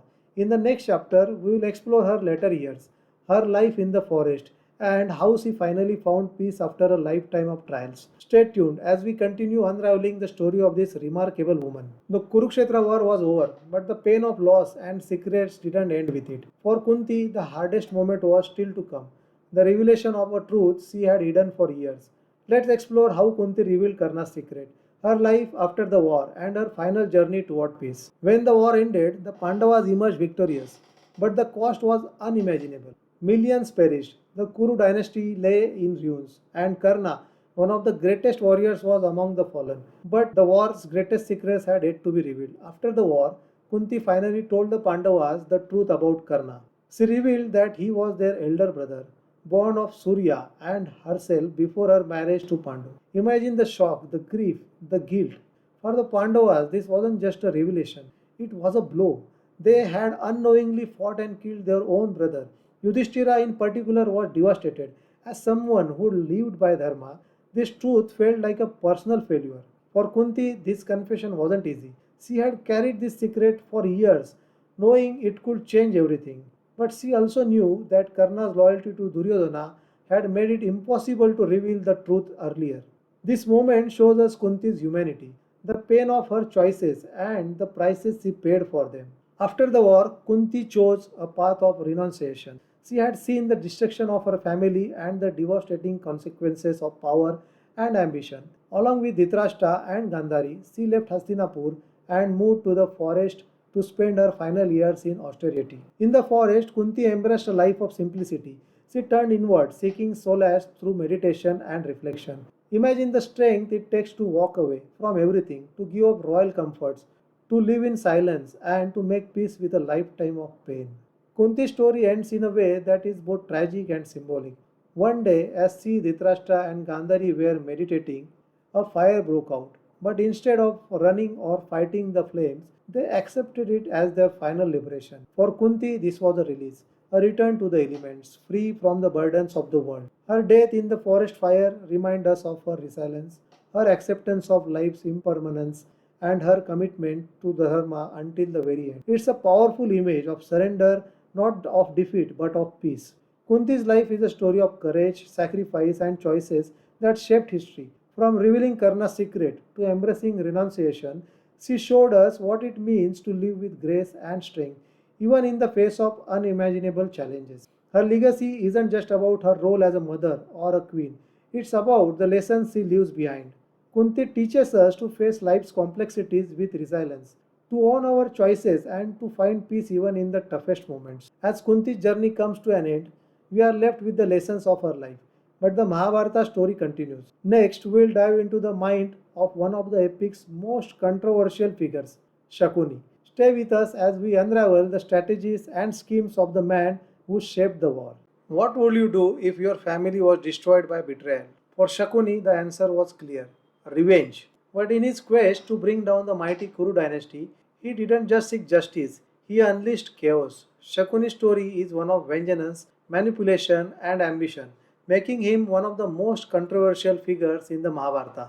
In our last video, we explored Kunti's resilience, her ability to guide the Pandavas with wisdom and strength. But where Kunti shaped the Pandavas, Shakuni fueled the Kauravas. His actions didn't just drive the rivalry, they set the stage for the Kurukshetra war. Let's uncover how this master strategist became a central figure in this epic tale. Shakuni wasn't just a passive observer in the Kuru court. He was the prince of Gandhara and brother to Gandhari, who became Dhritarashtra's queen. At first glance, Shakuni might seem like a doting uncle to Duryodhana, but his motivations ran much deeper.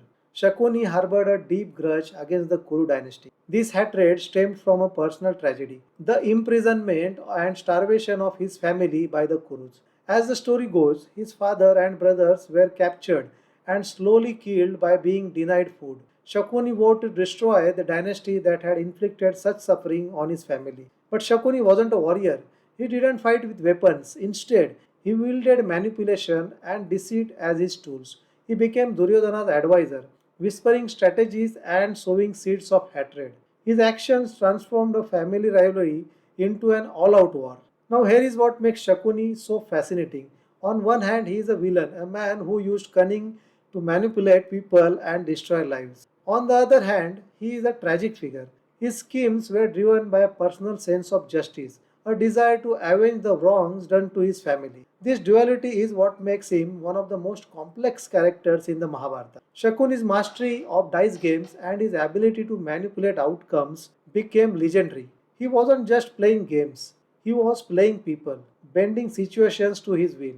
But his cunning came at a cost. In his quest for revenge, he sacrificed morality, ethics, and eventually even the well being of those he claimed to support. So, who was Shakuni? Was he a hero for his family or a villain for the Kurus? The truth lies somewhere in between. As we journey through his story, we'll explore the motives behind his actions, the brilliance of his strategies, and the devastating consequences of his revenge. From the game of dice that humiliated the Pandavas to his role in the Kurukshetra war, Shakuni's influence shaped some of the most pivotal moments in the Mahabharata. His story isn't just about revenge, it's about the fine line between justice and destruction. Shakuni's life is a powerful reminder of how ambition and vengeance can shape destinies, for better or worse. In the next chapter, we will dive into his early life and the personal tragedy that turned him into the mastermind we know today. Every villain has a story, and Shakuni's is no different. But what makes his story unique is that it begins not with ambition, but with pain, betrayal, and a vow for revenge. To understand Shakuni, the master manipulator of the Mahabharata, we need to go back to where it all began, to his early life in Gandhara and the tragedy that shaped his destiny. Shakuni was born as a prince of Gandhara, a prosperous kingdom known for its culture and wisdom. His father, King Subala, ruled Gandhara with fairness, and Shakuni grew up surrounded by the luxuries of royal life. As the youngest of many siblings, Shakuni was intelligent, sharp, and deeply devoted to his family. He shared a special bond with his sister Gandhari. Gandhara wasn't just Shakuni's home, it was a symbol of pride for its people. The royal family was deeply respected, and Shakuni was being groomed to play an important role in the future. Little did anyone know that this peaceful life would soon be shattered. Everything changed when Bhishma, the elder of the Kuru dynasty, came to Gandhara to arrange a marriage between Gandhari and Dhritarashtra, the blind prince of Hastinapur. While the alliance was prestigious, it wasn't without its challenges. Gandhari, known for her piety and loyalty, chose to blindfold herself for life as a gesture of solidarity with her husband. For Gandhara, this marriage was supposed to strengthen ties with the powerful Kuru dynasty. But behind the scenes, it set the stage for a tragedy that would change Shakuni forever. After Gandhari's marriage, tension grew between Gandhara and Hastinapur. It is said that the Kuru dynasty, fearing Gandhara's influence, devised a cruel plan. Shakuni's family, including his father and brothers, were imprisoned by the Kurus. They were kept in captivity and given only a single grain of rice and a single sip of water each day. Can you imagine the suffering? Day by day, Shakuni watched his father and brothers grow weaker. The once proud royal family of Gandhara was being destroyed not by war but by starvation. It's said that before his death, King Subala chose Shakuni to survive and avenge their family. He instructed Shakuni to eat the meager rations so he could stay alive and fulfill his mission. Shakuni's survival wasn't just an act of endurance, it was the beginning of a burning hatred for the Kuru dynasty. The loss of his family left a permanent scar on his heart. But instead of succumbing to despair, Shakuni transformed his grief into a vow to destroy the Kurus from within. To do this, Shakuni needed a strategy. He realized that he couldn't defeat the Kurus on the battlefield, but he could bring them down through cunning and manipulation. And this is where the seeds of the master manipulator were sown. Shakuni didn't just inherit his father's wisdom, he also inherited his father's bones. Quite literally, it's said that the dice Shakuni used to play with were made from his father's bones. These dice weren't ordinary, they would always roll in Shakuni's favor. With this tool, he honed his skills in deception and strategy, preparing himself for the battle side, not with swords, but with cunning. Shakuni eventually moved to Hastinapur, where he became a trusted advisor to his nephew Duryodhana. To the Kuru court, he appeared as a loyal uncle, but deep down, every action he took was guided by his vow for revenge. He played on Duryodhana's insecurities, fueling his hatred for the Pandavas and planting the seeds for the Great War. So, what drove Shakuni? Was it pure hatred? Was it loyalty to his family? Or was it the twisted sense of justice he sought for the suffering of Gandhara? Shakuni's story isn't black and white. He wasn't just a villain, he was a man shaped by pain, loss, and a desire to protect his family's honor, even if it meant destroying another. Shakuni's early life shows us how pain can transform a person, turning them into something unrecognizable. In the next chapter, we will see how Shakuni's strategies unfolded in Hastinapur, setting the stage for the infamous game of dice and the exile of the Pandavas. Stay with us as we uncover the mind of this master manipulator. Imagine walking into the most powerful kingdom of your time, not as an outsider, but as a family. Yet your goal isn't to build it up, it's to bring it down from within. This was Shakuni's reality when he entered Hastinapur. Let's explore how he used manipulation, strategy, and a deep understanding of human weaknesses to shape the events of the Mahabharata. Shakuni arrived in Hastinapur as Gandhari's brother and the maternal uncle of the Kauravas. Outwardly, he played the role of a loyal family member, someone invested in the success of the Kuru dynasty. But beneath this facade, Shakuni was a man on a mission to avenge the suffering of his family and destroy the Kurus. His position in Hastinapur was unique. As Gandhari's brother, he had unquestioned access to the royal family. As Duryodhana's uncle, he became a trusted confidant. But Shakuni wasn't just a relative. He was a strategist who knew how to read people and exploit their weaknesses. Shakuni's first major move in Hastinapur was establishing himself as Duryodhana's advisor. He quickly recognized Duryodhana's insecurities, his jealousy of the Pandavas, his hunger for power, and his need for validation.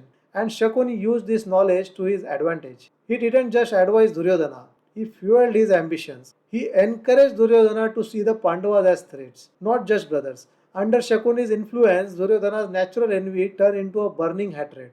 Shakuni wasn't just guiding Duryodhana, he was molding him into a weapon for his revenge. The rivalry between the Kauravas and the Pandavas was always simmering. The Pandavas were favored by the elders, beloved by the people, and seen as the natural heirs to Hastinapur. For Duryodhana, this was unbearable. Shakuni amplified these feelings, constantly pointing out the differences in how the two groups were treated. He orchestrated incidents to widen the divide.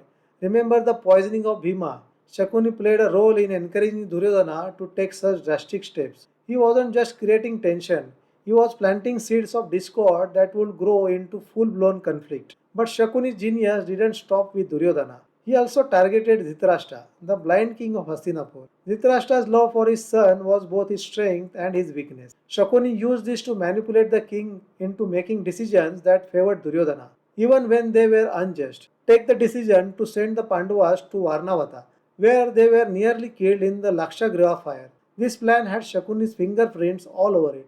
He played on Dhritarashtra's fears, convincing him that sending the Pandavas away was the best way to protect Duryodhana's position. Shakuni's ability to manipulate Dhritarashtra came from understanding the king's vulnerabilities, his blindness, his dependence on advisors, and his emotional attachment to Duryodhana. Shakuni was a master at playing on these weaknesses to achieve his own end. What's fascinating about Shakuni is that he didn't rush. His strategies were part of a long game. He knew that outright confrontation wouldn't work. So he focused on creating cracks, small conflicts, tiny injustices that would eventually escalate. And all the while, he maintained his image as a loyal uncle and advisor. Shakuni's actions in Hastinapur tell us a lot about his character. He wasn't just a manipulator, he was a strategist who understood the power of perception, relationships, and influence. He knew that wars aren't just fought on battlefields, they are fought in hearts and minds. And in Hastinapur, Shakuni was winning that war. But his brilliance was also his downfall. By deepening the rivalry and manipulating those around him, he set the stage for a conflict that will ultimately destroy everything, including himself. Shakuni's time in Hastinapur was just the beginning. In the next chapter, we will explore how his strategies culminated in the infamous game of dice, a turning point in the Mahabharata. Stay with us as we unravel the mind of the man who changed the course of history with the roll of a dice. They say life is a gamble, but what if the stakes were an entire kingdom and the players were family? The infamous game of dice, orchestrated by Shakuni, wasn't just a game. It was a masterstroke of deceit that changed the Mahabharata forever. Let's dive into how Shakuni used strategy and manipulation to alter the course of history. The stage for the game of dice wasn't set overnight. Shakuni had spent years fueling Duryodhana's jealousy and ambition. The Pandavas were thriving in Indraprastha, their newly built kingdom, and their success only deepened Duryodhana's hatred. To Duryodhana, their wealth and power were unbearable, and Shakuni saw an opportunity, a way to strike at the Pandavas without lifting a single weapon. Shakuni suggested a game of dice to Duryodhana. His plan was simple and brilliant. Challenge Yudhishthira, the eldest Pandava, who had a known weakness for gambling. Shakuni knew that Yudhishthira, bound by Dharma, would never refuse a challenge, especially one presented as a friendly game.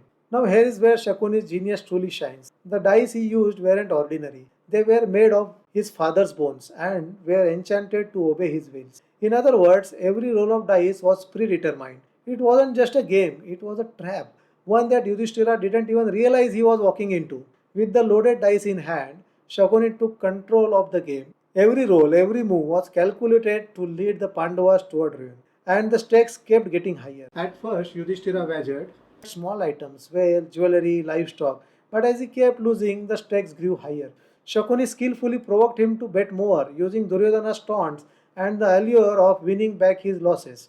Soon Yudhishthira began wagering land, palaces, and eventually his entire kingdom. Shakuni didn't stop there. He pushed Yudhishthira to wager his brothers. One by one, Bhima, Arjuna, Nakula, and Sahadeva were lost in the game, and then came the final devastating blow.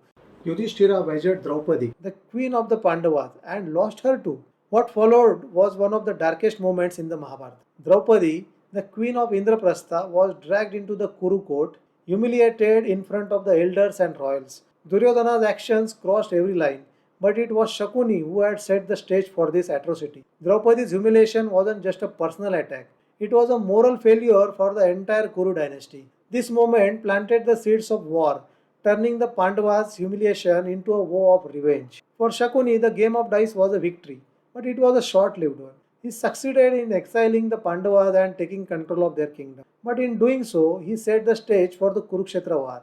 Shakuni's plan relied on manipulation and deceit, but he underestimated the resilience and unity of the Pandavas. By orchestrating the game of dice, Shakuni had hoped to destroy the Pandavas' power. Instead, he only strengthened their resolve. The humiliation they suffered became the driving force behind their return and eventual victory. Shakuni's role in the dice game shows us that power of strategy and manipulation, but it also highlights its limits. His cunning gave him temporary success, but it couldn't outlast the Pandavas' determination and dharma. The game of dice was a turning point, not just for the Mahabharata but for Shakuni himself. Shakuni's strategies didn't end with the game of dice. In the next chapter, we will explore his role in the Kurukshetra war, where his cunning faced its ultimate test. The Kurukshetra war wasn't just fought with weapons, it was a battle of wits, strategy, and willpower.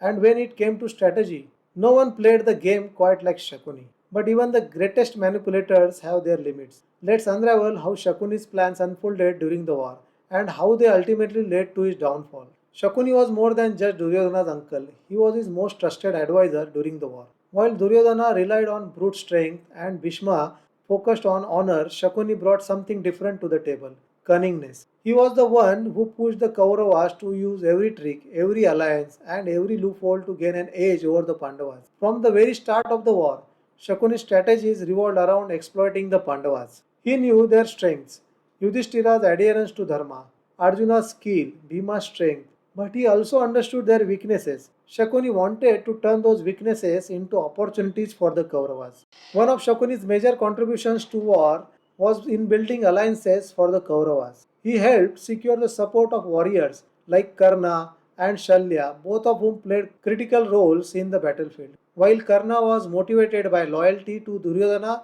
Shalya was manipulated into joining the Kaurava side. Shakuni's ability to twist situations to the Kaurava's advantage was unmatched, but his strategies didn't stop there.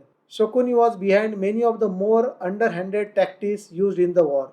For example, he encouraged Duryodhana to attack Abhimanyu unfairly, breaking the rules of the war to kill the young warrior. These movements, though tactically successful, only added to the Kauravas' growing list of moral failures. Shakuni also played a key role in keeping Duryodhana's moral high. The war was grueling, and as the days passed, the Kauravas began to lose some of their strongest warriors. Bhishma fell, Drona fell, Karna fell.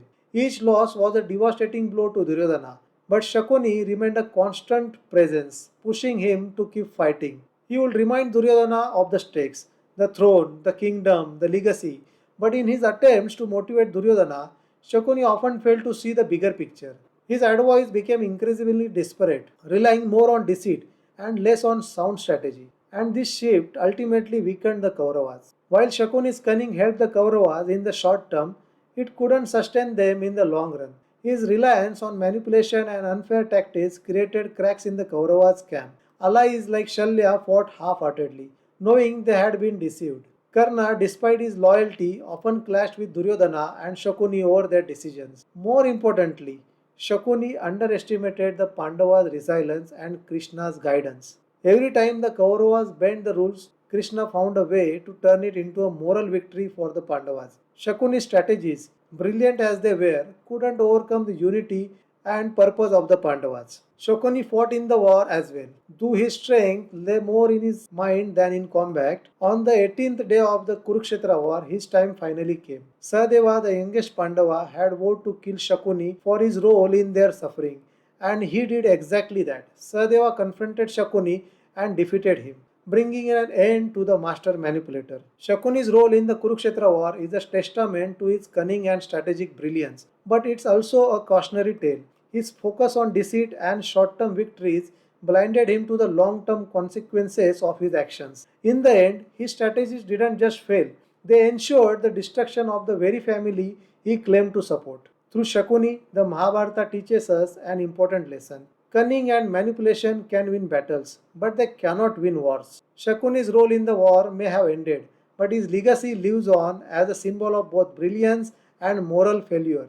In the next chapter, we'll explore his final moments and the legacy he left behind. Stay with us as we close the book on one of the Mahabharata's most complex characters. Every grand plan, no matter how clever, has its breaking point. For Shakuni, the master manipulator of the Mahabharata, his downfall came not from his enemy's strength, but from the very cunning he relied upon. His death marked the end of a life filled with schemes, but his legacy that lives on in the lessons we draw from his story. Shakuni's journey through the Mahabharata was defined by his cunning and unrelenting pursuit of revenge. But even the sharpest mind couldn't prevent the inevitable. By the 18th day of the Kurukshetra war, the Kaurava side was in shambles. Bhishma, Drona, Karna, all their greatest warriors had fallen, and Shakuni, he was next. Sahadeva, the youngest of the Pandavas, had sworn to kill Shakuni for all the suffering he had caused their family. This wasn't just a personal vendetta, It was justice for the years of deceit, the humiliation of Draupadi, and the countless lives lost because of Shakuni's schemes. When Sahadeva finally confronted him, Shakuni, despite his cleverness, had no escape. He met his end on the battlefield, a stark reminder that no amount of manipulation can shield you from the consequences of your actions. Shakuni's death wasn't just the end of a life. It was the conclusion of his lifelong vendetta against the Kuru dynasty. Ironically, the very family he sought to avenge, his own had long since perished. His revenge cost him everything, and in the end, even the Kuru dynasty worked so hard to destroy was obliterated. His victory was a hollow one. So, what we can learn from Shakuni's life? First and foremost, Shakuni teaches us that intelligence and cunning can be powerful tools, but they are no substitute for righteousness. His strategies were brilliant, his manipulation unparalleled, but his motives, driven by revenge, were his downfall. Another key lesson is about the consequences of deceit. Shakuni's entire life was built on lies. His manipulation of Duryodhana, his role in the game of dice, his tactics during the war, they all succeeded in the short term, but each victory only brought him closer to total destruction. And then there is the lesson of revenge. Shakuni's hatred for the Kuru dynasty was understandable. After all, his family suffered greatly at their hand. But his inability to move beyond that hatred consumed him. His quest for vengeance didn't just destroy the Kuru dynasty, it destroyed him too. The Mahabharata reminds us time and again that revenge is a fire that burns everything it touches. But let's not forget Shakuni's impact on the story. His actions set the wheels of the Mahabharata in motion. Without Shakuni, there will be no game of dice, no exile to the Pandavas, and perhaps no Kurukshetra war. His role is a testament to the power of strategy, even when used for the wrong reasons. Of all the people Shakuni influenced, none were more important than Duryodhana. Shakuni didn't just advise Duryodhana, he shaped him. He fueled his insecurities, deepened his hatred for the Pandavas, and turned his ambition into an obsession. Duryodhana was a torchbearer of Shakuni's plans, and in many ways his downfall was tied to Shakuni's. But Duryodhana's story is more than just the continuation of Shakuni's schemes. It's a tale of pride, loyalty, and the consequences of unchecked ambition. Where Shakuni relied on cunning, Duryodhana relied on force. And while both sought power, their approaches and their fates were very different. As we say goodbye to Shakuni, we open the door to Duryodhana's story. What happens when ambition becomes a man's guiding force? What lessons can we learn from the man who defied the Pandavas to bitter end? Stay tuned as we uncover the next chapter in the Mahabharata. They say history is written by the victor. But what about those who lost? What about those who fought just as bravely but on the other side? Duryodhana's name has been etched in the Mahabharata as the antagonist, but was he really just a villain? Or was he a man trying to protect his family's legacy against impossible odds? Today we are going to uncover the real story of Duryodhana, not as a villain, but as a complex human being. In our last video, we explored Shakuni's role as a master strategist, driven by revenge against the Kuru dynasty. But perhaps Shakuni's most significant influence was on Duryodhana. He wasn't just Duryodhana's uncle, he was his guide, his motivator, and sometimes his greatest downfall. Together, they shaped the events that led to one of history's greatest wars. Duryodhana enters the Mahabharata as the eldest son of Dhritarashtra and Gandhari, the prince who was supposed to lead the Kuru dynasty to greater heights. From the beginning, Duryodhana was larger than life, strong, ambitious, and fiercely loyal to his family. But he was also deeply flawed. His envy toward the Pandavas wasn't just a passing emotion. For Duryodhana, it was deeply personal. He couldn't accept the Pandavas' growing favor in Hastinapur, their popularity, their virtues, and their success.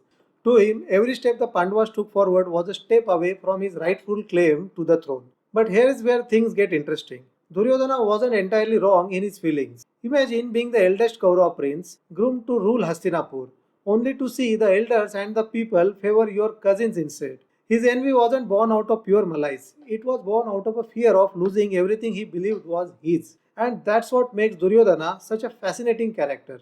He wasn't just driven by greed, he was also driven by loyalty. Loyalty to his brothers, loyalty to his friend Karna, and loyalty to his vision of what the Kuru dynasty should be. His flaws and virtues coexisted, making him as a human as any of us. Of course, no discussion about Duryodhana is complete without mentioning Shakuni. Shakuni fueled Duryodhana's ambition and envy, whispering strategies and ideas that often pushed him toward darkness. But here is the thing, Duryodhana wasn't a puppet. He made his own choices, and those choices were often rooted in his desire to protect what he believed was his legacy. For instance, the game of dice wasn't just about humiliating the Pandavas, it was about securing his position as the undisputed leader of Hastinapur. The same goes for his actions in the Kurukshetra war. Every decision he made, right or wrong, stemmed from his belief that he was fighting for justice, for his family, for his kingdom. So, how should we look at Duryodhana? Was he the villain of the Mahabharata as history has painted him? Or was he man shaped by circumstances, fighting a battle he thought was righteous? The truth lies somewhere in between. In the chapters ahead, we will explore Duryodhana's life in detail, his strengths, his flaws, and the events that defined him. From his unmatched skills in mess fighting to his unwavering loyalty to Karna, from the controversial game of dice to his final duel with Bhima, Duryodhana's story is as tragic as it is powerful. Duryodhana wasn't just a character in the Mahabharata. He was a mirror to the complexities of human ambition and loyalty. In the next chapter, we will dive into his early life, his birth, and his influences that shaped him into the man he became. Stay tuned as we unravel the story of one of the Mahabharata's most misunderstood figures. What happens when your birth is surrounded by omens and prophecies? When the very first cry you make fills an entire kingdom with dread. Duryodhana's journey begins long before he takes the throne, with a birth as mysterious as it is symbolic. Let's explore how his early life shaped the man who would become a central figure in the Mahabharata. Duryodhana's story starts with a 2-year long wait. Yes, you heard that right, 2 years. Gandhari, Dhritarashtra's wife, was pregnant for an unusually long time. This wasn't just frustrating, it became a cause for concern. While she waited, Kunti, her sister-in-law, gave birth to her first son Yudhishthira. This only added to Gandhari's anxiety. In her frustration, Gandhari struck her womb. What happened next was both miraculous and unsettling. Instead of a child, a hard lump of flesh emerged from her womb. Imagine the fear and confusion of seeing something so unnatural. But this is where the story takes a turn. Says Vyasa, the wise and mystical seer, intervened. He instructed that the lump of flesh be divided into 101 pieces. These pieces were placed in the pots filled with clarified butter and carefully nurtured. And after some time, they transformed into 100 sons and 1 daughter. Among these children, the first to emerge was Duryodhana. His birth symbolized strength and leadership, but it also carried a shadow of what was to come. Now here is where things get airy. Duryodhana's birth wasn't greeted with celebration. Instead, it was accompanied by a series of ominous signs. Donkeys brayed, jackals howled, and winds roared through the kingdom. These weren't just random occurrences. They were seen as warnings. The elders in the court were concerned. Vidura, Dhritarashtra's half-brother and trusted advisor, even suggested that the child be abandoned to prevent future calamities. But Dhritarashtra, blinded both literally and by his love for his son, refused. He believed Duryodhana was his hope for the future, a prince who would lead the Kuru dynasty to greatness. Despite the warnings, Duryodhana grew up in the lap of luxury. As the eldest son of Dhritarashtra, he was groomed to be the future king of Hastinapur. He was trained in the art of warfare, politics, and leadership. From a young age, Duryodhana displayed a strong will, natural charisma, and a knack for leadership. But he wasn't just a prince, he was also a brother. With 99 siblings, Duryodhana's bond with his brothers was unbreakable. He was fiercely protective of them, and they in turn followed his lead without question. But every great story needs a counterbalance, and for Duryodhana, it was Bhima. Born on the same day as Duryodhana, Bhima quickly became his rival. The two were complete opposites. Duryodhana, calculating and ambitious, Bhima, impulsive and immensely strong. Their rivalry started early. As children, they often clashed during their training sessions. Duryodhana couldn't stand Bhima's strength, while Bhima enjoyed teasing Duryodhana about his temper. This rivalry wasn't just personal, it became symbolic of the larger conflict between the Kauravas and the Pandavas. Duryodhana's early life was shaped by contrast. On one hand, he was born into privilege, destined to be a leader. On the other hand, his birth was marked by ominous warnings, and his every step seemed to edge closer to conflict. His rivalry with Bhima added fuel to the fire, creating a tension that would define his life. These early experiences shaped Duryodhana's character. His ambition, his loyalty to his family, and even his envy of the Pandavas. All of it can be traced back to these formative years. But they also show us his human side. A child trying to find his place in a world that seems to be against him from the start. Duryodhana's birth and early life set the stage for everything that follows in the Mahabharata. From his strengths as a leader to his flaws as a rival, These moments define the man he becomes. In the next chapter, we will explore Duryodhana's rise to power, his bond with Karna, and the choices that sealed his fate. Stay with us as we uncover the life of this fascinating and misunderstood character. When we think of leaders in the Mahabharata, we often think of Yudhishthira's Dharma, Arjuna's skill, or Krishna's wisdom. But what about Duryodhana? Despite his flaws, he was a formidable leader and warrior in his own right.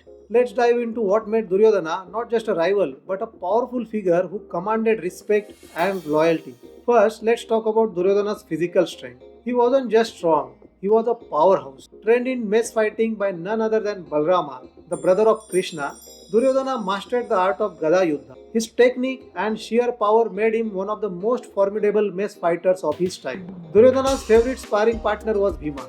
Their battles were legendary, even in their training days. While Bhima relied on brute force, Duryodhana's style was a mix of skill, strategy, and agility. This combination made him a worthy rival on the battlefield. But Duryodhana's strength wasn't limited to his physical abilities. His mental toughness was equally impressive. He could take defeats and setbacks and still rise stronger. This resilience made him a dangerous opponent. Now let's look at Duryodhana's leadership. Say what you will about his envy and ambition, but you can't deny that he was a born leader. As the eldest Kaurava, Duryodhana took responsibility for his 99 brothers, forming a bond that was both protective and empowering. His brothers didn't just follow him, they idolized him. In politics, Duryodhana was no less skilled. He understood the power of dynamics of Hastinapur's court and used them to his advantage. He knew how to rally allies and sway opinions. Remember his close alliance with Karna? Duryodhana saw potential in Karna when no one else did. He gave Karna the respect and status he deserved, making him a loyal friend and a key ally in the Kurukshetra war. Duryodhana's ability to form alliances extended beyond Karna. He convinced Shalya, the king of Madra, to fight for the Kauravas, even though Shalya initially intended to join the Pandavas. This wasn't just luck, it was Duryodhana's sharp understanding of people and their motivations. One of Duryodhana's most admirable qualities was his loyalty. He was fiercely protective of his family, particularly his brothers. He didn't just see them as siblings, he saw them as extensions of himself. This loyalty extended to his allies as well. His bond with Karna was a prime example of this. Duryodhana stood by Karna through thick and thin, even when others questioned Karna's low birth. Duryodhana's loyalty wasn't just emotional, it was strategic. He knew that a united Kaurava front was essential for their survival against the Pandavas. He worked tirelessly to keep his brothers united and motivated, even during the toughest times in the Kurukshetra war. But here is where things get complicated. Duryodhana's vision for Hastinapur was clear. He wanted the Kauravas to reign supreme. His ambition was driven by a belief that he was the rightful heir to the throne, and in many ways, he had the qualities of a great king: strength, strategy, and an unbreakable will. However, his leadership was flawed. His envy of the Pandavas clouded his judgment. He often made decisions that were driven by emotion rather than strategy. The game of dice, for example, was a turning point that showcased both his cunning and his inability to foresee the long-term consequences of his actions. Still, it's important to remember that Duryodhana wasn't evil. He was human. His ambition and flaws make him relatable. A man trying to hold on to what he believed was rightfully his, even if it meant crossing ethical lines. So what can we learn from Duryodhana's strengths and leadership? First, leadership isn't just about winning battles, it's about inspiring loyalty. Duryodhana did this exceptionally well, earning the unwavering support of his brothers and allies. Second, strength, both physical and mental, is a vital quality for any leader. Duryodhana's resilience in the face of adversity is a lesson in perseverance. But we also learn that leadership without balance can lead to downfall. Duryodhana's inability to manage his envy and ambition ultimately overshadowed his strength. His story is a reminder that even the greatest leaders must confront their flaws to truly succeed. Duryodhana's strengths made him a force to be reckoned with, but his flaws shaped his destiny. In the next chapter, we'll explore how these strengths and flaws played out during the game of dice, a pivotal moment that changed the course of the Mahabharata. Stay tuned as we continue unraveling the story of this complex character. Have you ever made a decision that seemed like a victory in the moment but became your biggest regret later? For Duryodhana, that moment was the game of dice, a masterstroke of strategy, driven by envy, but one that changed the Mahabharata forever. Let's explore Duryodhana's role in this pivotal event. What drove him, what he hoped to achieve, and how it shaped his legacy. To understand why the game of dice happened, we need to start with Duryodhana's envy. The Pandavas had just built Indraprastha, a magnificent city that rivaled Hastinapur in grandeur. They held the Rajasuya Yajna, where Yudhishthira was crowned emperor. For Duryodhana, this was unbearable. Imagine standing in the shadow of your cousins, watching them succeed, watching them earn the respect of the world. For Duryodhana, this wasn't just jealousy, it was fear. Fear that Pandavas were taking everything he believed was his throne, his legacy, and his place in the history. This growing envy consumed Duryodhana, and it was Shakuni who gave him way to act on it. He suggested a game of dice, not just as entertainment, but as a weapon. Shakuni, Duryodhana's uncle, wasn't just a bystander in this story. He was the architect of the game. Known for his cunning and mastery of the dice, Shakuni promised Duryodhana that he could defeat the Pandavas, not on the battlefield, but on the gaming board. The plan was simple. Invite Yudhishthira to play dice, knowing full well that he couldn't refuse. Yudhishthira, bound by his principles, saw the invitation as a matter of dharma. Refusing would mean dishonor, and Shakuni knew this. It was a trap from the very beginning. Now let's talk about Duryodhana's role. He wasn't just a spectator in this scheme, he was its driving force. For Duryodhana, the game wasn't just about winning wealth or land. It was about power. It was about showing the Pandavas who the real ruler was. And more importantly, it was about breaking their spirit. Duryodhana didn't just want to win. He wanted to humiliate the Pandavas, to take away everything they held dear. Their kingdom, their pride and their unity. And when the stake rose, he pushed for more. Wealth wasn't enough, land wasn't enough. He wanted the Pandavas themselves. This brings us to one of the darkest moments in the Mahabharata. As Yudhishthira kept losing, Duryodhana raised the stakes, urging him to wager his brothers and then Draupadi, their queen. When Yudhishthira lost her, Duryodhana didn't stop there. He demanded that Draupadi be brought to the court. Why? Because for Duryodhana, humiliating Draupadi was a statement of power. It was a way to show the Pandavas that he was in control.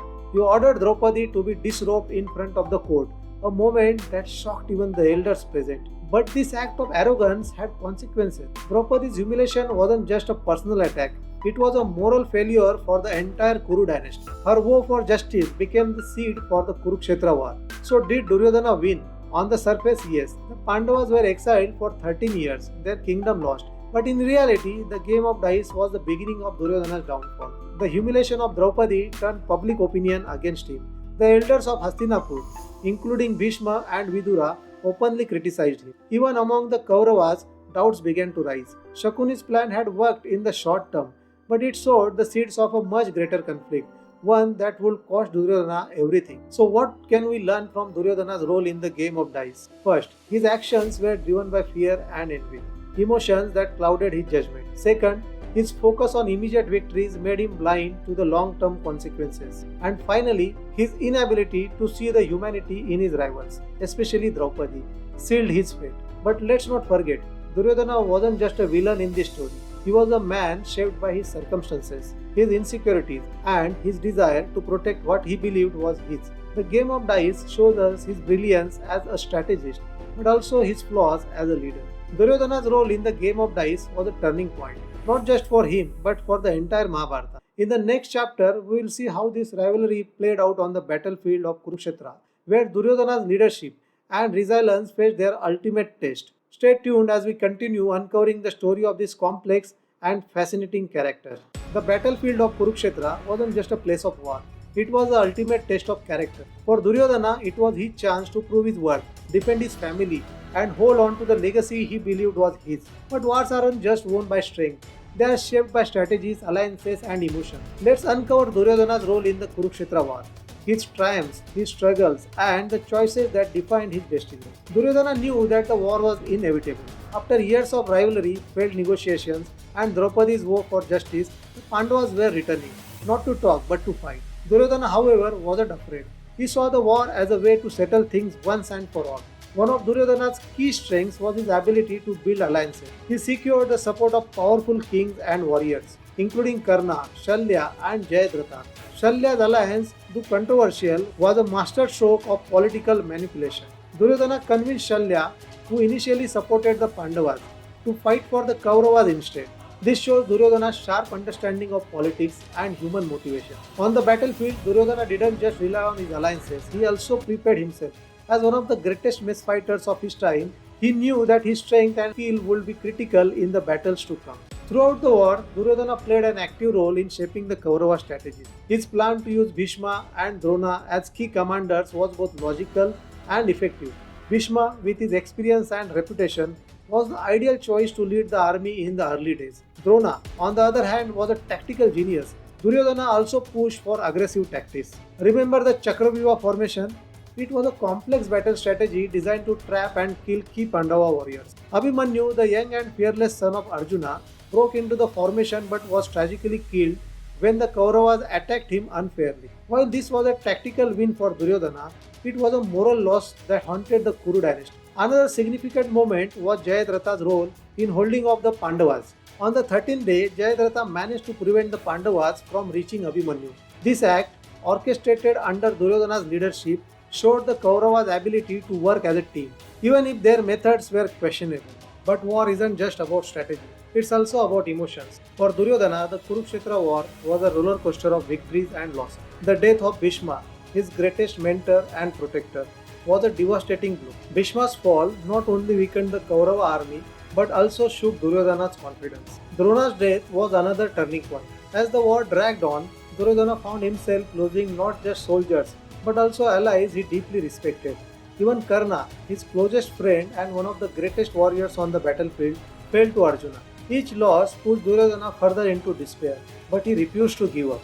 Despite these losses, Duryodhana showed remarkable resilience. He continued to lead his army even when the odds were stacked against him. His determination to fight till the end was a testament to his courage and loyalty to his cause. The final day of the war marked the ultimate showdown, Duryodhana's match duel with Bhima. This was a battle years in the making, fueled by their childhood rivalry. The duel was intense, showcasing both warriors' incredible skill and strength. But in the end, Duryodhana failed. Bhima, following his woe from Draupadi's humiliation, struck Duryodhana on the thigh, breaking the rules of mace combat. This moment wasn't just the end of Duryodhana's fight, it was a symbolic end of the Kaurava dynasty's claim to the throne. His final moments were filled with defiance and pride, as he believed he had fought honorably for his family's legacy. So, what does Duryodhana's role in the Kurukshetra war tell us? First, it highlights his strengths as a leader and strategist. His ability to inspire loyalty and lead his army even in the face of overwhelming odds is commendable. Second, it shows us his flaws. His over-reliance on deceitful tactics and his inability to balance ambition with empathy led to his downfall.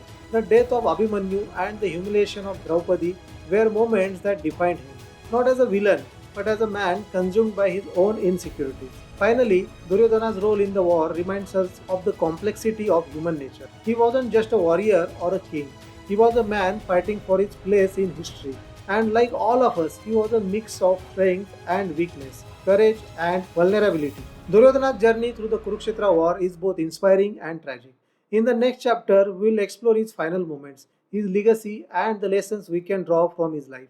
Stay tuned as we continue unraveling the story of one of the Mahabharata's most misunderstood characters. Imagine facing a moment where everything you have built, every alliance you have forged, every battle you have fought, it all comes crashing down. For Duryodhana, this wasn't just a moment, it was the culmination of a lifetime of struggle, ambition, and loyalty. Today, we will explore the end of Duryodhana's journey, his downfall, the lessons we can draw from his life, and how his story transitions into the legacy of the Pandavas. Let's start with the final days of the Kurukshetra war. By now, the Kaurava camp was in shambles. Duryodhana's strongest allies, Bhishma, the invincible, Drona, the tactical genius, and Karna, his dearest friend, had all fallen.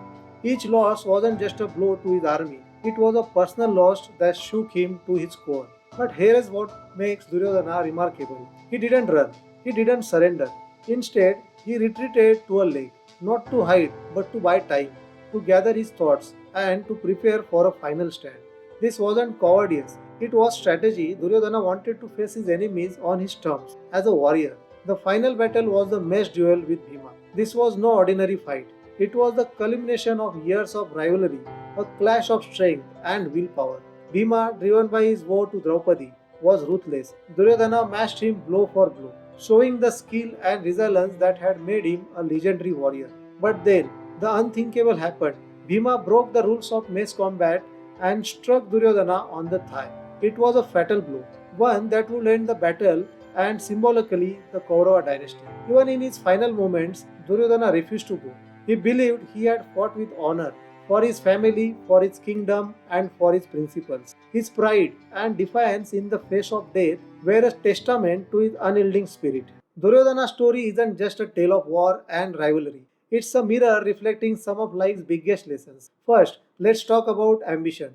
Duryodhana's ambition was unparalleled. He believed he was destined to rule Hastinapur, and he fought fiercely for what he believed was his. This ambition drove him to achieve great things. It made him a leader, a warrior, and a strategist. But it also blinded him to the bigger picture. His single minded focus on defeating the Pandavas led to decisions that had catastrophic consequences. Now let's look at loyalty. Duryodhana's bond with Karna is one of the most powerful relationships in the Mahabharata.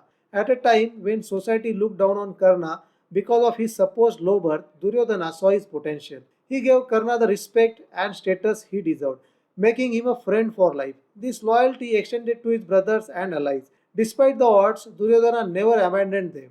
He fought not just for himself, but for the people he loved. But Duryodhana's greatest strength was also his greatest weakness, his inability to see beyond his own perspective. His envy of the Pandavas consumed him, clouding his judgment and driving him to the actions that were morally questionable. The humiliation of Draupadi, the unfair killing of Abhimanyu, these were moments that defined his legacy, not as a villain, but as a deeply flawed human being. What makes Duryodhana's story so powerful in its relatability? He wasn't perfect, but neither are we. His struggles with ambition, jealousy, and loyalty are things we all face in our own lives. And that's why his story continues to resonate even thousands of years later. Duryodhana's legacy is a mix of brilliance and tragedy. He was a leader who inspired loyalty and fear, a warrior who fought with unmatched skill, but also a man whose flaws overshadowed his virtues. His story is a reminder that even the greatest strength must be tempered with wisdom and empathy. And this brings us to the Pandavas. While Duryodhana's journey was driven by ambition and rivalry, the Pandava story is rooted in unity, resilience, and Dharma. Where Duryodhana sought power through alliances and strength, the Pandavas found their power in their unbreakable bond with each other and their faith in Krishna. So, as we close Duryodhana's chapter, we open the door to the Pandavas' journey. What made them the epitome of righteousness? How did they navigate the trials of life and war? And what lessons can we draw from their extraordinary story? Stay tuned as we explore the lives of those legendary brothers and the legacy they left behind. Imagine five brothers, born of celestial gods, bound together not just by blood but by destiny. They weren't just warriors, they were living symbols of Dharma. The Pandavas, central figures in the Mahabharata, embody the journey of struggle, redemption, and triumph. But what made them legendary? Was it their divine origins, their extraordinary skills, or the trials they faced together? Let's find out. The Pandavas are the sons of Kunti and Madri, fathered by celestial gods. They include Yudhishthira, Bhima, Arjuna, Nakula, and Sahadeva. Each brother had a unique skill, a defining strength that made them powerful individually, but together they were unstoppable. Yudhishthira, the eldest, was the embodiment of truth and justice. Known for his wisdom, he was often seen as the moral compass of the group. Then there's Bhima, the second brother, whose immense strength made him a force to be reckoned with. Arjuna, the third, was the greatest archer of his time and a master of divine weapons. And let's not forget the youngest twins, Nakula and Sahadeva, who brought charm, loyalty, and unique skills in swordsmanship and astrology. Together, they weren't just brothers, they were a team, united by their bond and their shared purpose. But their journey wasn't easy.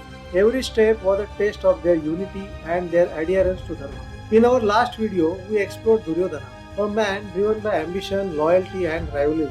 His story was shaped by his desire to claim what he believed was rightfully his. But the Pandavas, they were shaped by a different force, Dharma.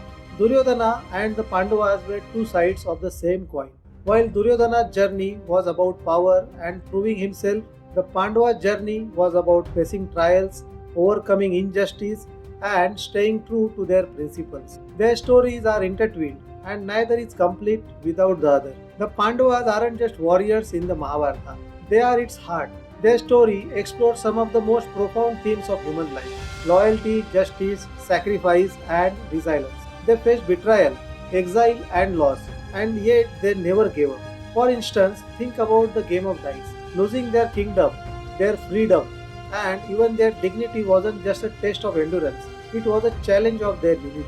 And during their 13 years of exile, they didn't just survive, they prepared for the battle to reclaim their rightful place. Even in the Kurukshetra war, the Pandavas stood not just for victory, but for Dharma.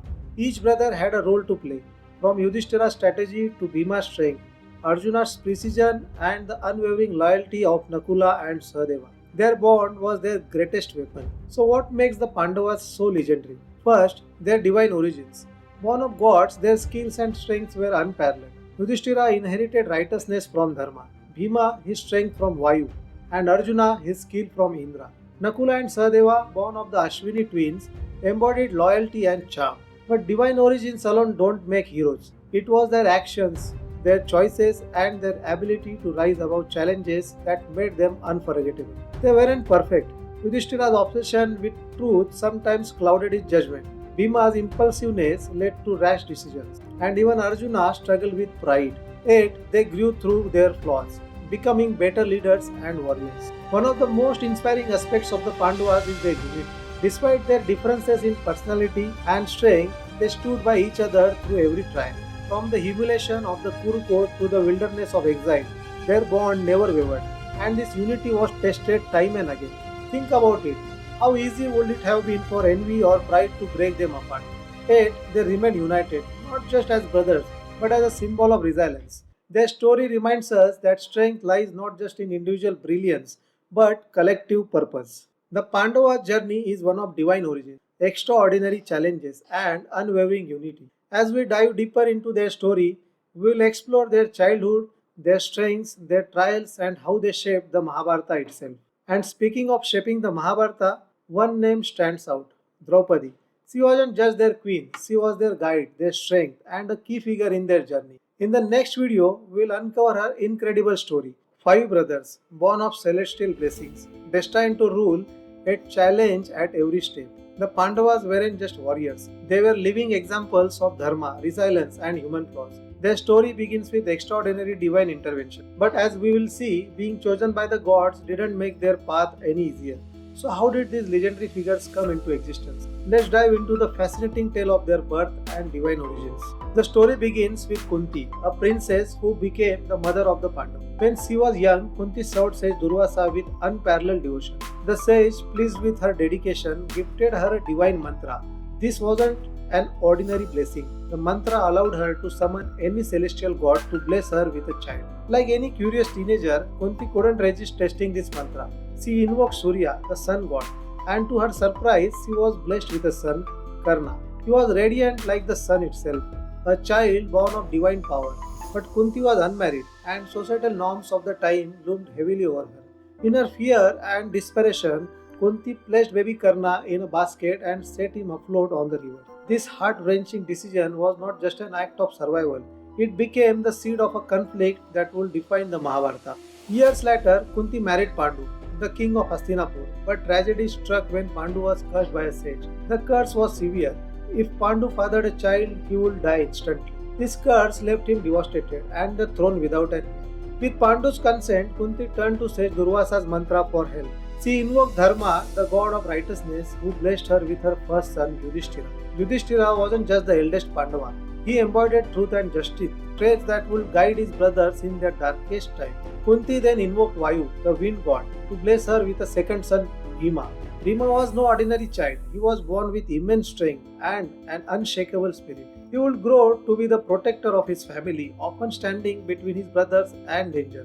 Finally, Kunti called upon Indra, the king of gods, and was blessed with Arjuna. Arjuna's birth was a moment of celestial significance. Indra gifted him with unmatched archery skills and the courage of a true leader. Arjuna would later become a pivotal figure in the Kurukshetra war. But what about Pandu's second wife Madri?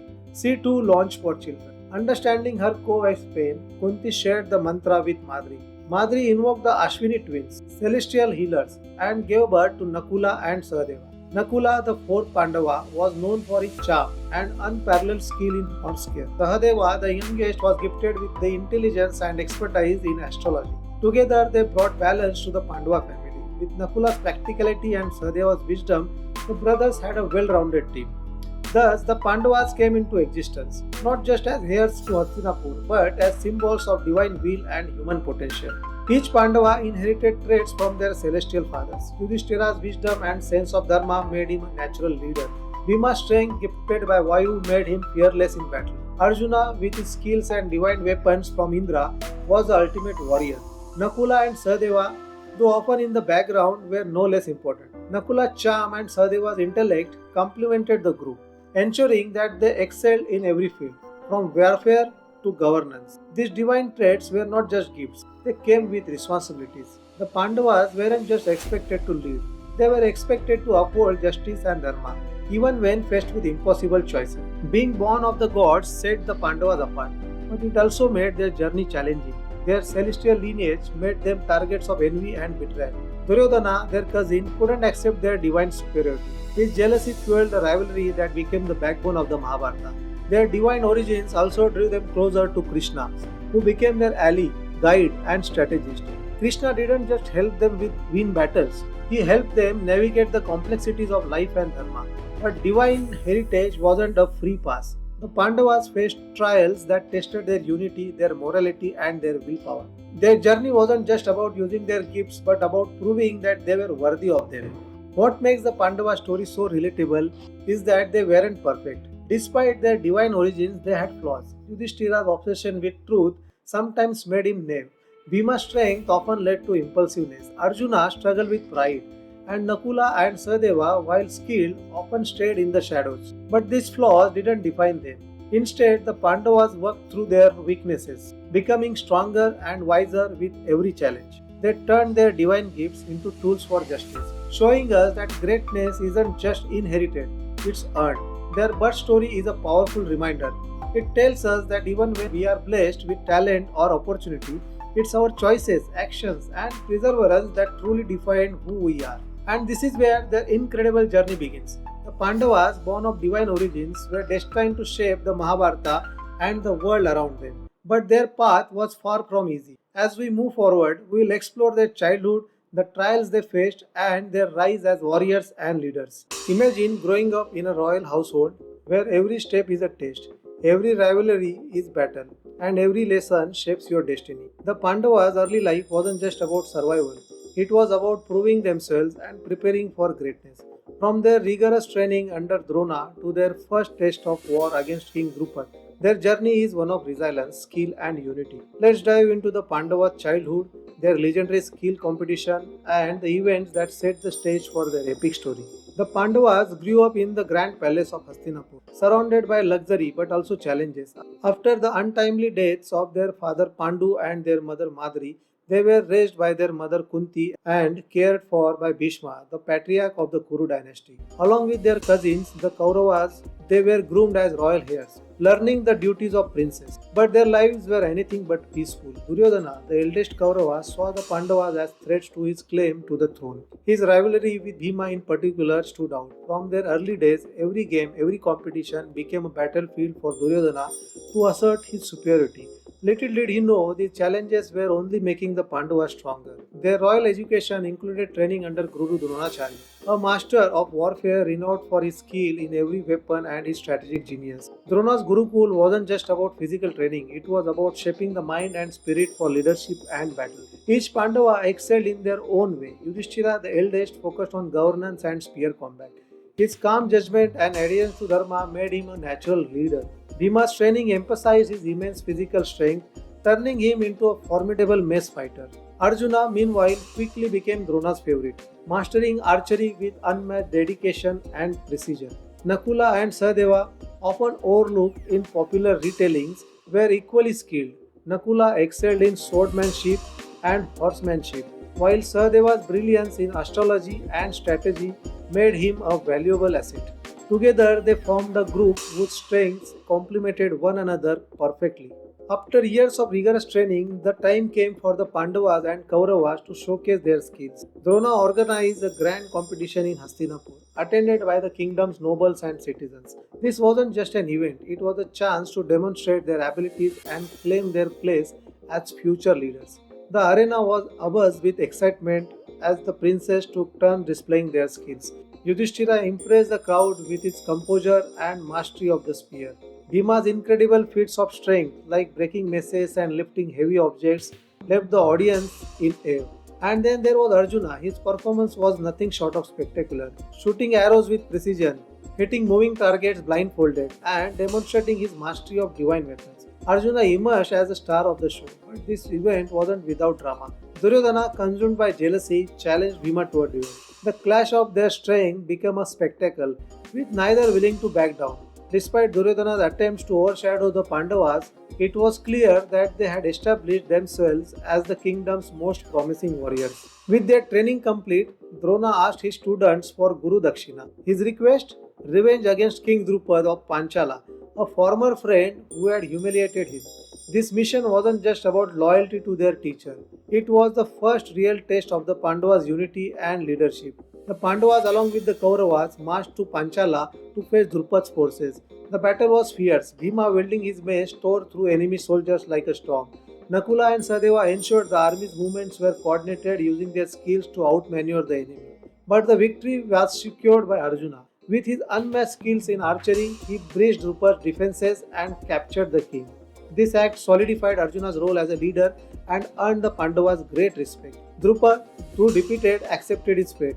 Drona, instead of exacting harsh revenge, took half of Drupad's kingdom as compensation. This event, however, planted seeds of future conflict. Humiliated, Drupad performed a yajna, or sacrificial ritual, to create two powerful offspring, Draupadi and Drishtadyumna, who would play pivotal roles in the Pandava story. Their victory over Drupad didn't end the Pandava challenges. Back in Hastinapur, Duryodhana's jealousy continued to grow. He hatched schemes to harm the Pandavas, including an infamous attempt to poison Bhima. During a picnic by the Ganga, Duryodhana spiked Bhima's food and pushed him into the river. But Bhima, protected by the Nagas, not only survived but emerged stronger. Another major incident was the House of Lag. Duryodhana, with Shakuni's cunning, plotted to burn the Pandavas alive in a flammable palace during a festival in Varnavata. However, the Pandavas, warned by Vidura, escaped through a secret tunnel. This event was a turning point as it tested their resourcefulness and unity. These early experiences, rivalries, trainings, and battles weren't just trials, they were opportunities for growth. The Pandavas learned resilience, teamwork, and the importance of Dharma. Their bond as brothers became their greatest strength, carrying them through every challenge. They also learned the complexities of leadership. Yudhishthira's calm, Bhima's strength, Arjuna's precision, and the balance brought by Nakula and Sahadeva prepared them not just for battle but for governance and diplomacy. The Pandavas' early years were the foundation of their greatness. From mastering their skills under Drona to overcoming to Duryodhana's schemes, every challenge made them stronger. They weren't just warriors, they were leaders, protectors, and symbols of Dharma. What stands out most is their growth. Despite their divine origins, they faced the same struggles and flaws as anyone else. But through their unity and perseverance, they turned their challenges into stepping stones to greatness. And this is where the Pandavas' incredible journey truly begins. With their training complete and their bond unbreakable, they were ready to face the trials that lay ahead.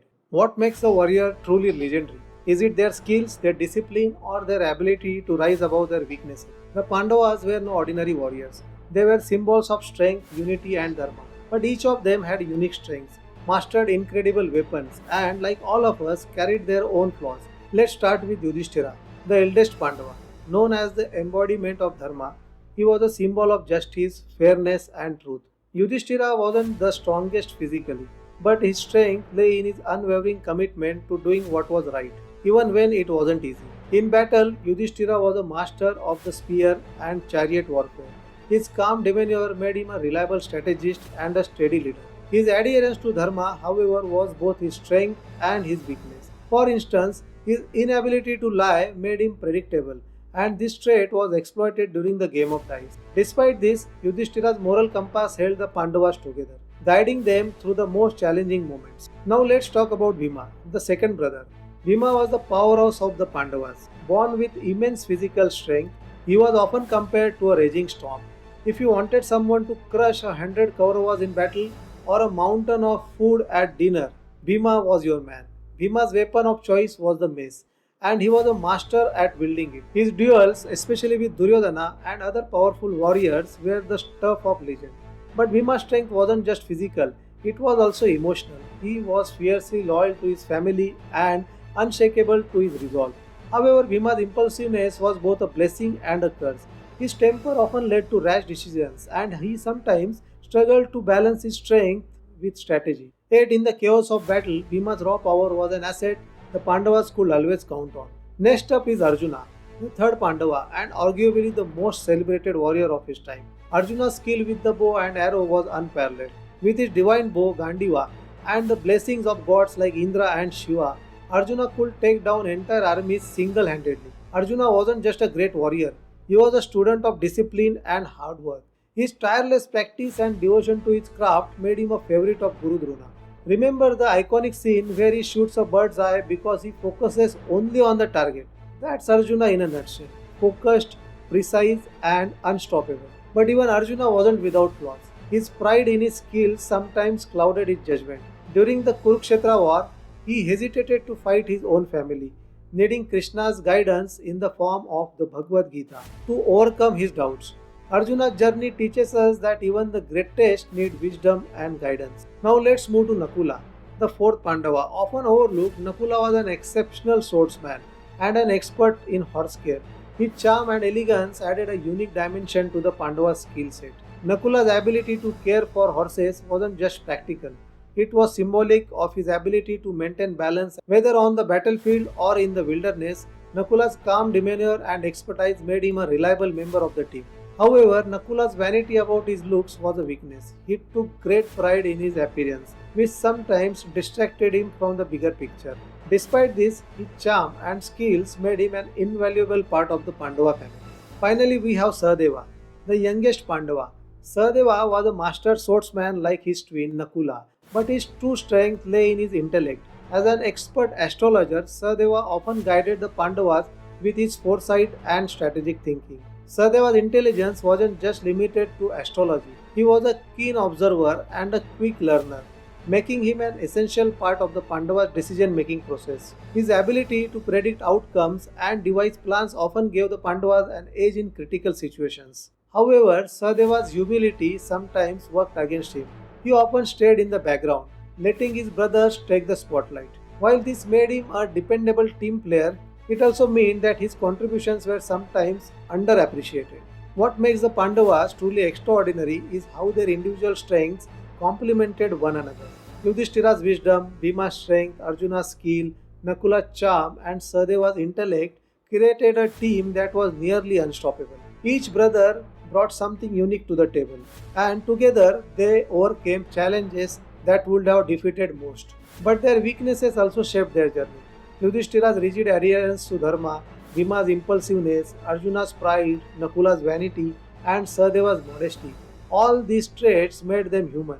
And it's this humanity that makes their story so relatable. They weren't perfect, but they worked through their flaws to achieve greatness. So, what can we learn from the strengths and weaknesses of the Pandavas? First, that no one is perfect, not even divine heroes. What matters is how we use our strengths and work through our weaknesses. Second, their story teaches us the power of teamwork. Individually, they were great, but together, they were unstoppable. The Pandavas reminds us that greatness isn't just about skill or power. It's about balance, growth, and the ability to overcome our inner battle. Their journey shows us that even the most legendary warriors are, at their core, human. Next, we will explore how they faced their greatest trials, from exile to the Kurukshetra war, and how their unity and resilience were tested like never before. Victory isn't just about battles, it's about overcoming challenges, uniting for a cause, and creating a legacy. The Pandavas, the legendary brothers of the Mahabharata, achieved greatness not just through their strength and skills, but through their resilience, unity, and unwavering commitment to Dharma. Today, we will explore their major achievements, from winning Draupadi's hand to their triumphs in the Kurukshetra war, and how these milestones defined their legacy. Let's start with one of the most iconic moments in the Mahabharata, the Swayamvara of Draupadi. This wasn't just a wedding ceremony. It was a test of skill and valor. Princes and warriors from across the land gathered, hoping to win the hand of the beautiful Draupadi. The challenge was set: string a massive bow and shoot an arrow through the eye of a spinning fish, all while looking at its reflection in water. Sounds impossible, right? But for Arjuna, the greatest archer of his time, it was a chance to prove his unmatched skill. As Arjuna stepped forward, disguised as a humble Brahman, everyone doubted him. But with calm focus, he strung the bow, aimed and hit the target with precision. Draupadi's heart was won, and so was her hand in the marriage. This victory wasn't just about love, it was a moment that united the Pandavas with one of the most powerful women of the epic. After their marriage to Draupadi, the Pandavas were given a barren piece of land called Khandoprastha by Dhritarashtra. It seemed like an insult, but the Pandavas turned it into an opportunity. With Krishna's guidance, they transformed this wasteland into the magnificent city of Indraprastha. Indraprastha wasn't just a city, it was a symbol of the Pandavas' leadership, vision, and determination. Its prosperity became the envy of the rivals, especially Duryodhana. But the Pandavas didn't stop there. Yudhishthira, as the eldest, decided to perform the Rajasuya Yajna, a grand ritual to assert their sovereignty.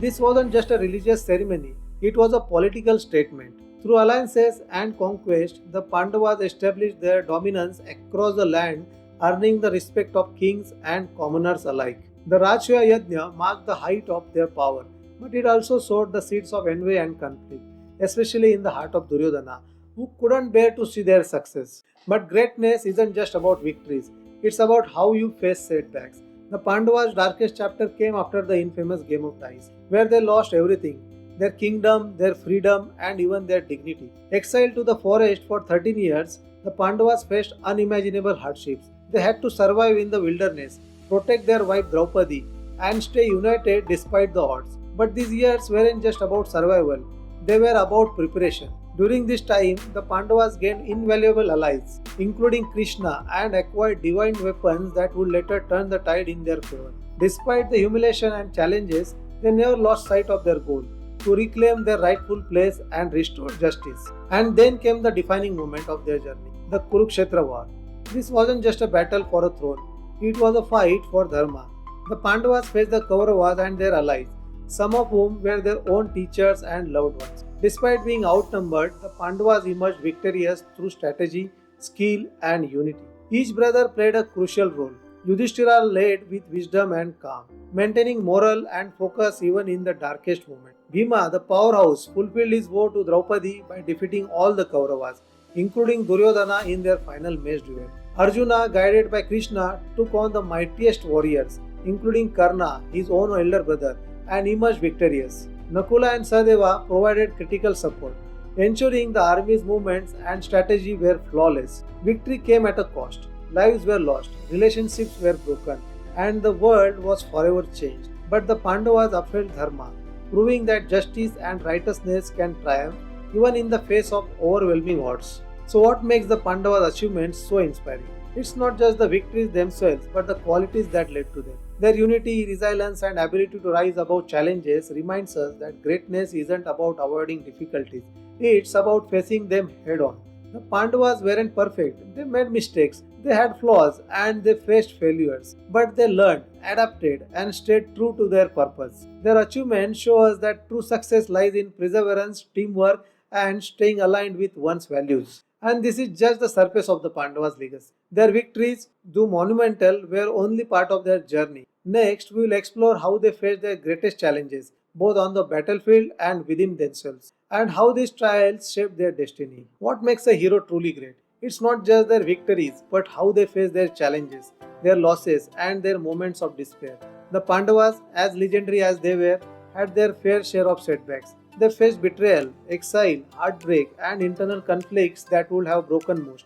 But it's in these struggles that their story becomes truly inspiring. Today, let's dive into the challenges and losses of the Pandavas and how they rose above them. Let's start with one of the most pivotal moments in the Mahabharata, the infamous game of dice. Invited by Duryodhana and Shakuni, Yudhishthira was drawn into a high-stakes gamble.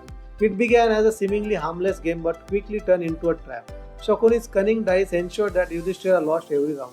What did he lose? Everything: his kingdom, his wealth, and even his brothers. But the most heart-wrenching moment came when Yudhishthira struck Draupadi. When he lost her, the Kuru court witnessed one of its darkest moments. Draupadi, dragged into the assembly, humiliated and disrespected, became the spark for the eventual Kurukshetra war. The game of dice wasn't just about material loss. It shattered the Pandavas' dignity and forced them into a 13-year exile, For Yudhishthira, this became a source of guilt that he carried for years. For Draupadi, it became a vow for justice.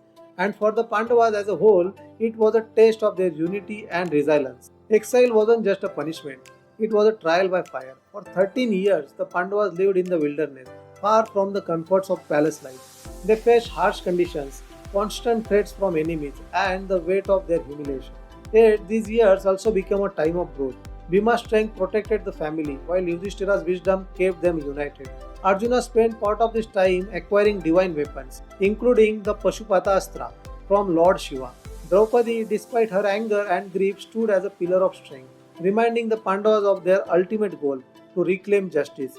The final year of exile, where they had to live incognito, brought its own set of challenges. Disguised in the court of King Virata, the Pandavas faced constant risk of being discovered, but they adapted, proving that even in adversity they could outsmart their enemies. Exile ended, but the challenge didn't. The Kurukshetra war was a battle for justice, but it came with an unimaginable cost. The Pandavas lost allies, loved ones, and even parts of themselves in the process. Perhaps the most heartbreaking loss was that of Abhimanyu, Arjuna's brave young son. Abhimanyu, just 16 years old, entered the Chakravyuha and fought valiantly. Surrounded by some of the greatest warriors of the time, he was ultimately killed in a brutal and unfair battle. His death wasn't just a personal loss. It was a moment that shook the Pandavas and intensified their resolve. Other significant losses include Ghatatkocha, Bhima's son, who sacrificed his life to save the Pandava army, and the countless allies who gave their lives on the battlefield. Each loss reminded the Pandavas of the cost of their fight for Dharma. Beyond external challenges, the Pandavas faced battles within themselves. Yudhishthira, as the eldest, carried the weight of responsibility. His decision to gamble in the game of dice haunted him, filling him with guilt and self-doubt. Even during the war, he struggled with the morality of fighting family members. Bhima, on the other hand, often wrestled with his impulsiveness and anger. While his strength was an asset, his temper sometimes clouded his judgment.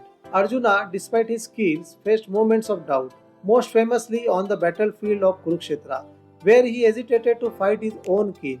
Even Nakula and Sahadeva, though less vocal about their struggles, faced moments of doubt and frustration. These internal conflicts weren't just obstacles, they were reminders that even heroes are human, filled with fears and flaws. Amidst their challenges, one figure stood as their guide and protector, Krishna. His wisdom, compassion, and strategic brilliance became the Pandavas' greatest asset.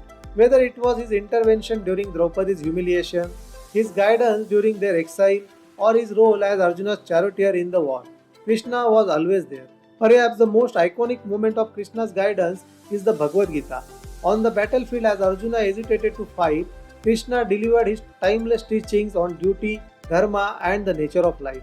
This wasn't just a lesson for Arjuna, it was a lesson for humanity. Krishna's role in their lives wasn't just about helping them win battles, it was about helping them stay true to their values, even when the world seemed to crumble around them. So, what do the Pandava challenges and losses teaches us? First, that life's greatest lessons often come from its hardest moments. The Pandavas didn't just endure their trials, they grew because of them. Second, their story reminds us of the importance of unity and resilience. Even in their darkest hours, the Pandavas stood together, drawing strength from each other. Their struggles also highlight the human side of their journey. Despite their divine origins and legendary status, they faced fears, doubts, and heartbreak just like any of us. And it's this humanity that makes their story so powerful. The Pandava challenges and losses weren't just setbacks, they were stepping stones to their ultimate victory. But what happened after the war? How did they rebuild a world torn apart by conflict? And what legacy did they leave behind? In the next chapter, we'll explore their journey after the war. Every great journey has its end, but what makes it truly memorable is how it concludes. The Pandavas, who faced unimaginable trials, fought epic battles, and upheld Dharma, eventually reached a point where their duties as rulers and warriors came to an end. But their final journey wasn't about power or glory. It was a spiritual quest, a journey towards salvation. Today, let's walk with the Pandavas on their last journey, filled with symbolism, reflection, and lessons for all of us. After ruling Hastinapur for decades and restoring peace to a war-torn kingdom, the Pandavas felt the weight of time and their past. The Kurukshetra war had brought them victory, but at a great personal cost. Loved ones lost, relationships strained, and the burden of leading a world forever scarred by conflict. Yudhishthira, always guided by Dharma, decided it was time to pass the throne to next generation. he handed over the reins to Parikshit, Arjuna's grandson. With their earthly duties complete, the Pandavas, along with Draupadi, chose to renounce the world. This wasn't just an ordinary retirement, it was the Mahaprasthan, the great departure. The Pandavas set out on a journey toward the Himalayas, a symbolic path to heaven. This decision marked their transition from warriors and kings to seekers of truth and liberation. The Mahaprasthan wasn't just a physical journey, it was a test of their spirits. As they ascended the mountains, the Pandavas faced a harsh truth. Not all of them would reach the summit. Along the way, one by one they fell, each representing a human flaw or lesson. First was Draupadi, the queen who had stood by them through every trial. She fell because of her partiality towards Arjuna, a flaw that symbolized attachment. Next was Sahadeva, the youngest brother, whose wisdom and intelligence were unmatched. His fall represented his silent pride in his knowledge. Nakula, known for his charm and beauty, was next to fall. His vanity about his appearance became his undoing. Then came Arjuna, the greatest warrior of all. Despite his unmatched skills, his overconfidence and pride caused his fall. Bhima, the powerhouse of the Pandavas, fell next. His gluttony and pride in his strength symbolized the human struggle with excess. In the end, only Yudhishthira remained. True to his nature, he walked steadfastly, accompanied by a loyal dog who had joined them at the start of their journey. This dog, as simple as it seemed, became a symbol of loyalty and dharma. When Yudhishthira reached the gates of heaven, he was tested one final time. Indra, the king of gods, welcomed him but told him the dog could not enter. Yudhishthira, however, refused to abandon the dog, saying that loyalty and compassion were above all else. This unwavering commitment to Dharma was Yudhishthira's ultimate test. It revealed that his adherence to righteousness was not just theoretical, but deeply ingrained in his character. The dog, in truth, was a manifestation of Dharma, the god of righteousness himself, who had accompanied Yudhishthira to validate his purity. As Yudhishthira entered heaven, he faced yet another surprise. He didn't find his brothers or Draupadi there. Instead, he saw the Kauravas, including Duryodhana, enjoying celestial bliss. His brothers, he was told, were in hell, enduring punishment for their earthly flaws. Confused and heartbroken, Yudhishthira questioned the gods. But this was another test. It wasn't about punishment or reward. It was about showing Yudhishthira the transient nature of suffering and the deeper truths of karma and dharma. Eventually, Yudhishthira was reunited with his brothers and Draupadi in heaven, where their earthly flaws were forgiven and their virtues were celebrated. Together, they found eternal peace, completing their journey. The Mahaprasthan isn't just a story about the end of the Pandavas. It's a metaphor for the human journey. Each fall represents a flaw that we too must confront. Draupadi's attachment, Sahadeva's pride, Nakula's vanity, Arjuna's overconfidence, and Bhima's gluttony are reflections of the human condition. Yudhishthira's unwavering adherence to Dharma reminds us of the importance of staying true to our principles, even when the path is difficult. His final test, where he chose loyalty over heavenly bliss, shows us that compassion and integrity are the highest virtues. And so, the journey of the Pandavas came to an end, but their legacy lives on. Their lives teach us about the complexity of Dharma, the strength in unity, and the grace in accepting our flaws and striving to overcome them. Every epic story leaves us with lessons, but few are as profound as those in the Mahabharata. The journey of the Pandavas isn't just a tale of war and victory, it's a story of unity, resilience, and the complex balance of human flaws and divine grace. The Pandavas' greatest strength wasn't their skills or their divine heritage, it was their bond as brothers. From childhood to their final journey, their unity carried them through every challenge. Each brother brought something unique to the table. Yudhishthira's wisdom, Bhima's strength, Arjuna's skill, Nakula's charm, and Sahadeva's intellect. Together, they formed a team that was greater than the sum of its parts. Even in exile, when the odds were stacked against them, their bond kept them moving forward. The lesson here is clear. True strength lies in unity, whether it's family, friends, or a team. Standing together makes even the impossible achievable. The Pandava journey was far from smooth. They faced betrayal, exile, and the pain of losing loved ones. But through it all, they persevered. Their resilience wasn't just about enduring hardships. It was about using those hardships as stepping stones to something greater. Take their 13 years of exile, for example. It wasn't just a punishment.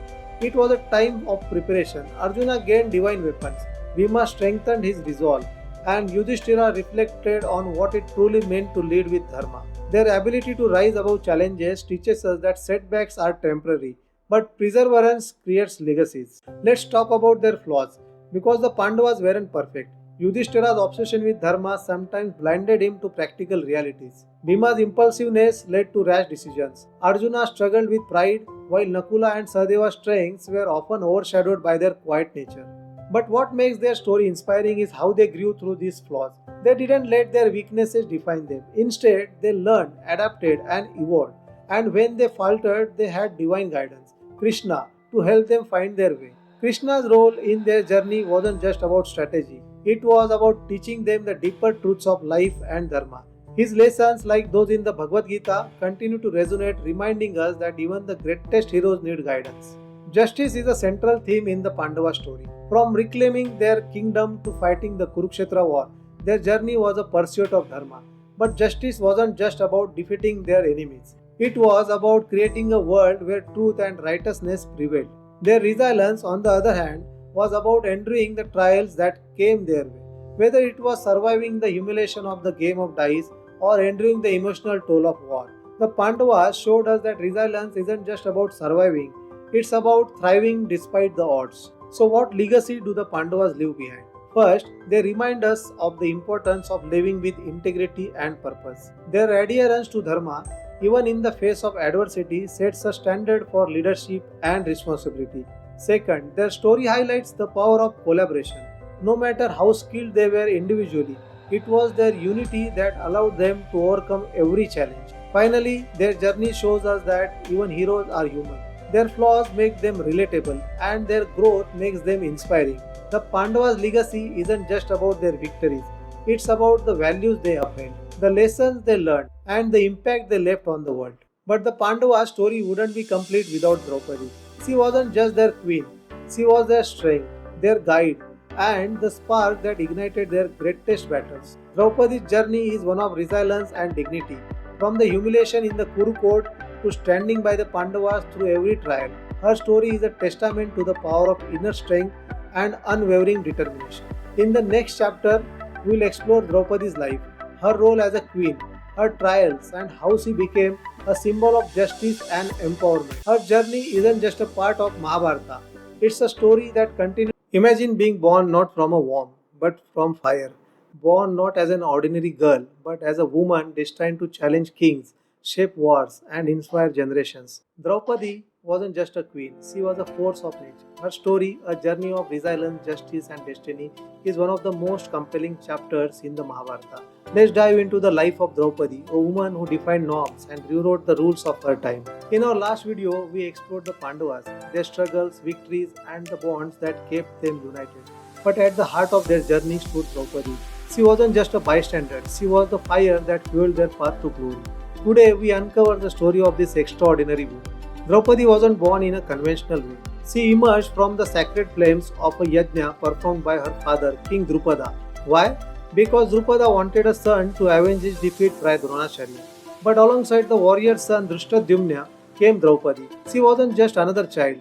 A divine voice at her birth proclaimed that she would play a pivotal role in the destiny of the Kshatriyas, the warrior class. In a way, she was born to reshape history. Her name Draupadi ties her to her father Drupada, but she was also called Krishna, not only for her dark complexion, but because of her connection with Lord Krishna. She wasn't just beautiful, she was intelligent, strong willed, and fiercely loyal. Here's a twist: Draupadi didn't marry one man, she married five, the Pandavas. At her Swayamvara, Arjuna won her hand, fulfilling a challenge of incredible skill. But when the brothers returned home, their mother Kunti, unaware of what they brought, instructed them to share equally. And so Draupadi became the wife of all five Pandavas. A marriage unlike any other in mythology. But her marriage wasn't just unusual, it was central to uniting the Pandavas. Draupadi became the link that held the brothers together during their trials and tribulations. Draupadi wasn't just known for her beauty, she was fiery, articulate, and unafraid to speak her mind. Whether it was confronting Dhritarashtra in the Kuru court or standing up to Duryodhana, she wasn't afraid to challenge anyone who crossed the line of Dharma. Her intelligence was just as striking as her beauty. She often played a strategic role, especially in critical moments like the Kurukshetra war. Even in her greatest moments of adversity, Draupadi remained a pillar of strength.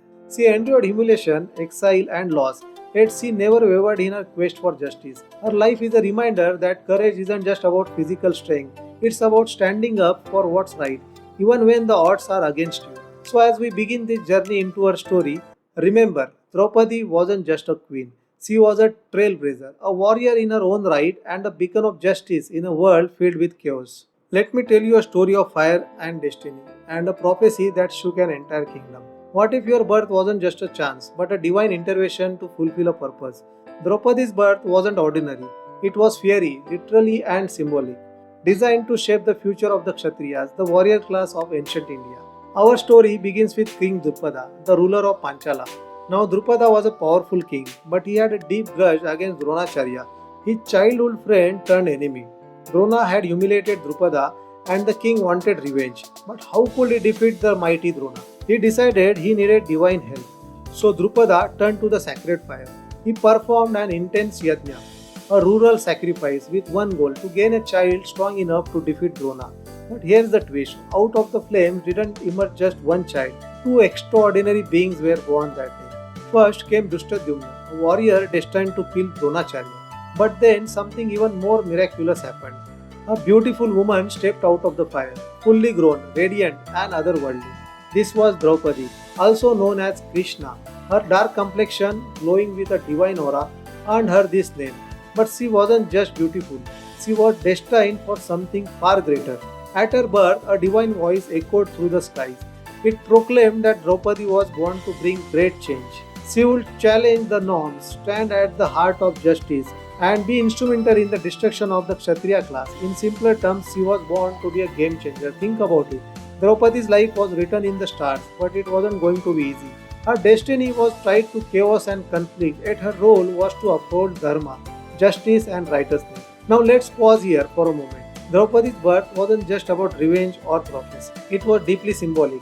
Emerging from fire signifies purification, strength, and transformation. She wasn't born through conventional means, which made her existence extraordinary. Fire also represented her personality, intense, bold, and unyielding. And she wasn't alone. Her brother Dhishtadyumna would fight the battles alongside her, making their family a force to be reckoned with. Now you might wonder why she was called Krishna. It wasn't just about her complexion. Draupadi shared a unique connection with Lord Krishna. Both were protectors of Dharma. Both stood for justice in the face of overwhelming odds. This bond would shape many key events in her life, as we will see in later chapters. Here is the thing about prophecies. They are powerful, but they come with a burden. Draupadi's life wasn't going to be easy. She was born with a purpose, but fulfilling that purpose meant enduring unimaginable challenges. From her polyandrous marriage to her public humiliation in the Kurukul, every event in her life seemed to test her resilience. And yet, she never broke. Her fire only grew stronger. Draupadi's birth is more than a mythological tale. It's a lesson about destiny and purpose. She wasn't just a daughter or a queen. She was a symbol of transformation and resilience. Her story shows us that even in the face of adversity, we can rise, just like she rose from the flames. Her birth set the stage for one of the greatest epics of all time. Draupadi wasn't just born to live, she was born to lead, to inspire, and to fight for what's right. And this is just the beginning. In the chapters ahead, we'll explore how her fiery spirit shaped the lives of the Pandavas, challenged the Kauravas, and changed the course of history. So stay with us as we unravel the incredible story of Draupadi. Imagine being the queen of not one but five warriors, each a hero in his own right. A marriage like no other in history. Draupadi's relationship with the Pandavas wasn't just about tradition or love, it was about unity, destiny, and dharma. Today, we are diving into the extraordinary story of Draupadi's marriage and her role in shaping the lives of the Pandavas. It all began with a challenge, a Swayamvara, a ceremony where a bride chooses her groom. But Draupadi's Swayamvara wasn't just any ceremony. King Drupada set an almost impossible task: string a mighty bow and hit the eye of a revolving fish by looking only at its reflection in the water. Sounds tough, right? Princes and warriors from across the land came to try their luck. Among them were Karna, Duryodhana, and of course the Pandavas. But it was Arjuna, disguised as a Brahmin, who nailed the challenge, literally. With unmatched skill, he struck the fish eye and won Draupadi's hand. Here is where the story takes a twist. When Arjuna returned home with Draupadi, he excitedly told his mother Kunti Look what I have bought. Now Kunti, without looking, casually said, share it equally among yourselves. Yes, you heard that right. Share it equally. In keeping with their mother's word, Draupadi married all five brothers Yudhishthira, Bhima, Arjuna, Nakula, and Sahadeva. It sounds strange today, but back then this wasn't just a family decision. It was a divine arrangement fulfilling Draupadi's destiny and uniting the Pandavas. Draupadi's marriage wasn't just about following Kunti's command, it had a deeper purpose. The Pandavas were destined to work together to uphold Dharma, and Draupadi became the thread that tied them all. Her shared role ensured no jealousy or division between the brothers, keeping them united through their many challenges. Think about it. The Pandavas faced exile, betrayal, and a great war. But through it all, Draupadi stood by their side, inspiring them to stay strong and fight for justice. Let's break this down. Draupadi's relationship with each brother was unique. Yudhishthira, the eldest, saw her as his equal partner in upholding Dharma. She often advised him, even questioning his decisions when they didn't align with justice. Remember the dice game? It was Draupadi's sharp questions in the court that exposed the Kauravas. With Bhima, she shared a bond of protection. Bhima, the strongest of the Pandavas, was always ready to fight for her honor. Whether it was avenging her humiliation or rescuing her from Kichaka, Bhima's loyalty to Draupadi was unwavering. Arjuna, the hero who won her hand, shared a romantic and emotional bond with Draupadi. Despite his other marriages, Draupadi remained a central figure in his life. Nakula and Sahadeva, the youngest brothers, respected Draupadi as their elder and often looked to her for guidance. She treated them with the same care and affection as she did the others. Draupadi wasn't just a wife, she was the glue that held the Pandavas together. Her shared role ensured they remained united even during tough times. Remember, the Pandavas were not just brothers, they were warriors with strong personalities. Draupadi's presence balanced their differences and strengthened their bond. Let's not forget, this wasn't an easy role for Draupadi. Being the wife of five men meant constant scrutiny and pressure. Society questioned her, the Kauravas humiliated her, and even the Pandavas sometimes failed to protect her. But Draupadi's strength lay in her resilience. She never let her circumstances define her. Draupadi's marriage wasn't just a twist in the Mahabharata. It symbolized Dharma, destiny, and the power of unity. She wasn't a passive character. She actively shaped the Pandavas' journey, guiding them through triumphs and tragedy. So the next time you think of Draupadi, remember her marriage wasn't just about relationships. It was about purpose. She was the queen who united five warriors and inspired them to fight for justice. Her marriage was the foundation, but Draupadi's story didn't end there. In the next chapters, we will explore how she faced betrayal, exile, and the horrors of war, all while standing tall as a symbol of courage and dharma. Stay with us as we unravel more of Draupadi's incredible journey. Imagine being reduced from a queen to a slave in just one evening, not because of war, not because of betrayal, but because of a game. Draupadi's story in the Kuru court isn't just about humiliation, it's a tale of dharma being tested, the abuse of power, and one of women's courage to stand against it. Today we dive into one of the most dramatic moments in the Mahabharata, the infamous dice game and Draupadi's humiliation. It all started with a game. Duryodhana, jealous of the Pandavas' wealth and power, invited Yudhishthira to a game of dice. But it wasn't just any game. Shakuni, Duryodhana's uncle, was the one throwing the dice. And Shakuni, he was a master of deceit. The game was rigged from the start. Yudhishthira, known for his adherence to Dharma, accepted the challenge, even though he wasn't skilled in the gambling. With every throw, he kept losing. His wealth, his kingdom, his brothers, and finally himself. But the worst was yet to come. Shakuni, intoxicated with victory, suggested Yudhishthira take Draupadi. Think about that. A queen, a woman of honor, reduced to an object in a gamble. Yudhishthira, now clouded by his addiction to the game, agreed. When Shakuni won, Duryodhana ordered Draupadi to be brought to the court. An attendant was sent to summon her. But Draupadi, unaware of the game's outcome, asked a sharp question. Did Yudhishthira lose himself first or me? How can a man who has lost himself stake someone else? Her question wasn't just clever. It exposed the moral flaw in what had happened. But Duryodhana didn't care. He sent Dushasana, his brother, to drag Draupadi into the court. What followed was one of the darkest moments in the Mahabharata. Draupadi, clad in a single garment, was dragged into the court by her hair. The court was filled with elders, Bhishma, Drona, Vidura, and yet silence filled the room. They watched, helpless, as Dushasana humiliated her. Duryodhana mocked her further, inviting her to sit on his thigh. Karna added insult to injury, calling her a slave who no longer had the rights of a queen. The court, which was supposed to uphold Dharma, became a place of adharma. But Draupadi didn't stay silent. Even in the face of humiliation, she raised her voice. She questioned the Dharma of Kuru elders. She asked whether Yudhishthira had the right to stake her after losing himself.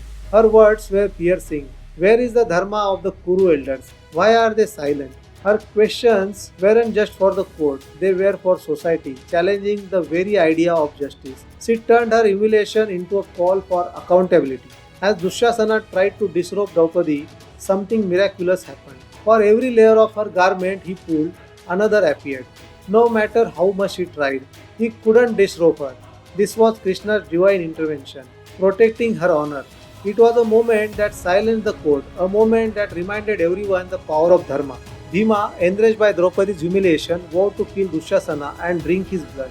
He also swore to break Duryodhana's thigh, the same thigh he had mockingly shown to Draupadi. These vows would shape the events of the Kurukshetra war. Draupadi, though humiliated, didn't let this incident break her spirit.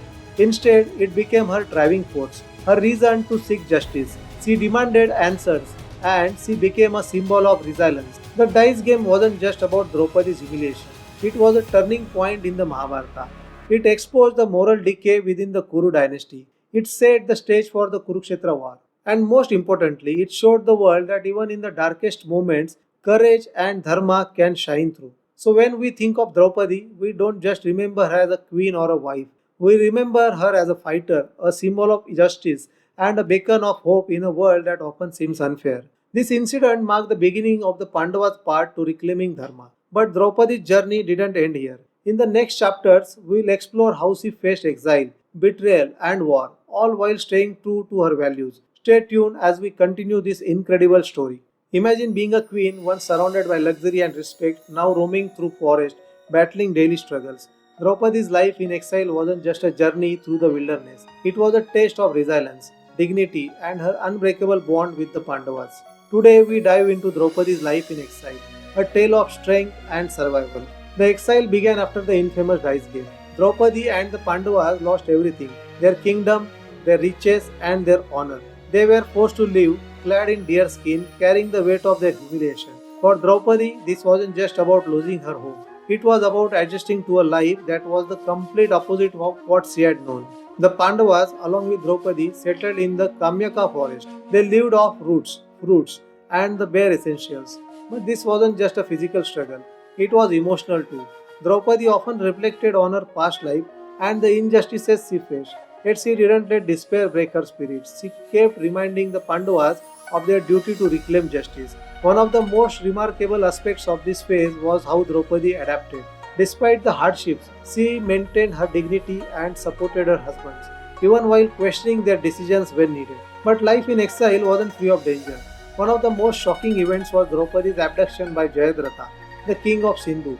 During one moment, when the Pandavas were away hunting, Jayadratha spotted Draupadi and, captivated by her beauty, tried to forcefully take her away. Draupadi resisted with all her might. She cursed Jayadratha and screamed for help.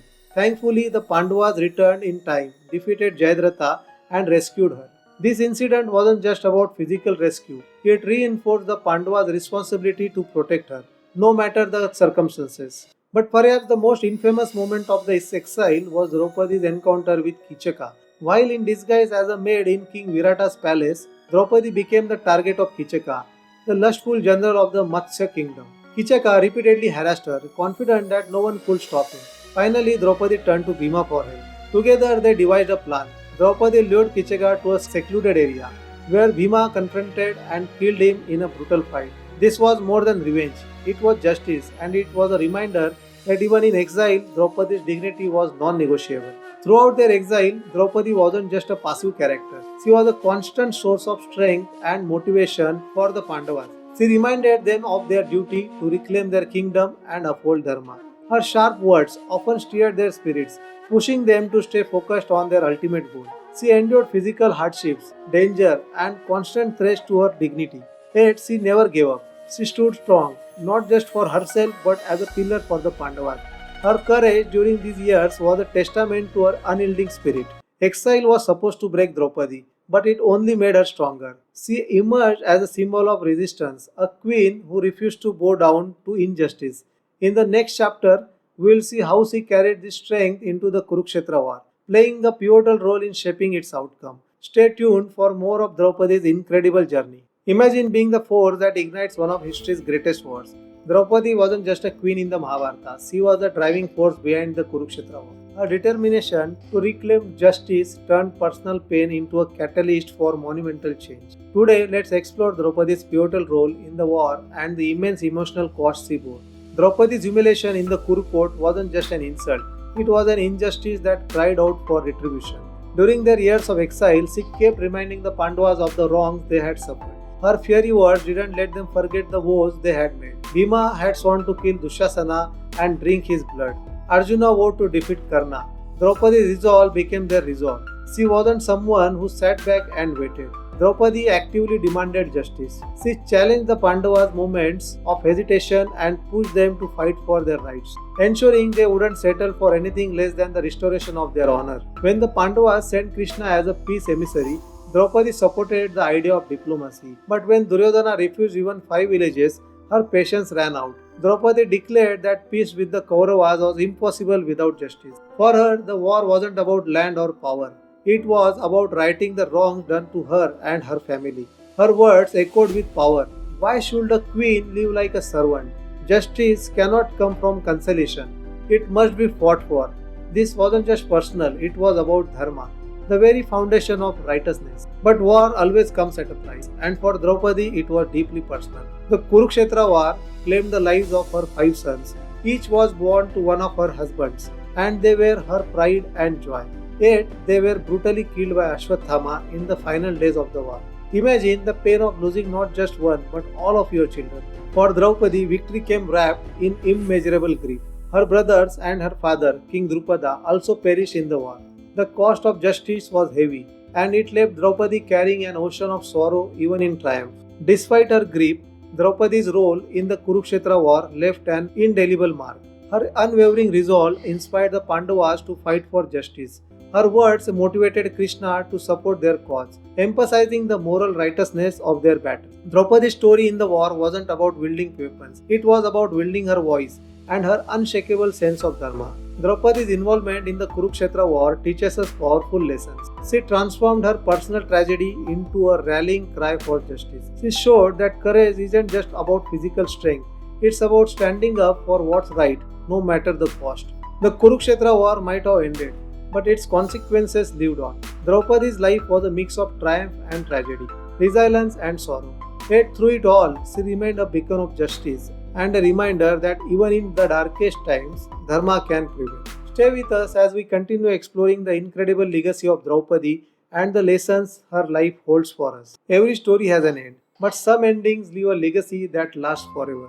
Draupadi's final journey with the Pandavas wasn't just the conclusion of a life filled with trials and triumphs. It was a testament to her strength, resilience, and the powerful legacy she left behind. Today, let's walk with Draupadi on her last journey and explore what her life still teaches us. After ruling their kingdom and fulfilling their earthly duties, the Pandavas and Draupadi decided to renounce everything.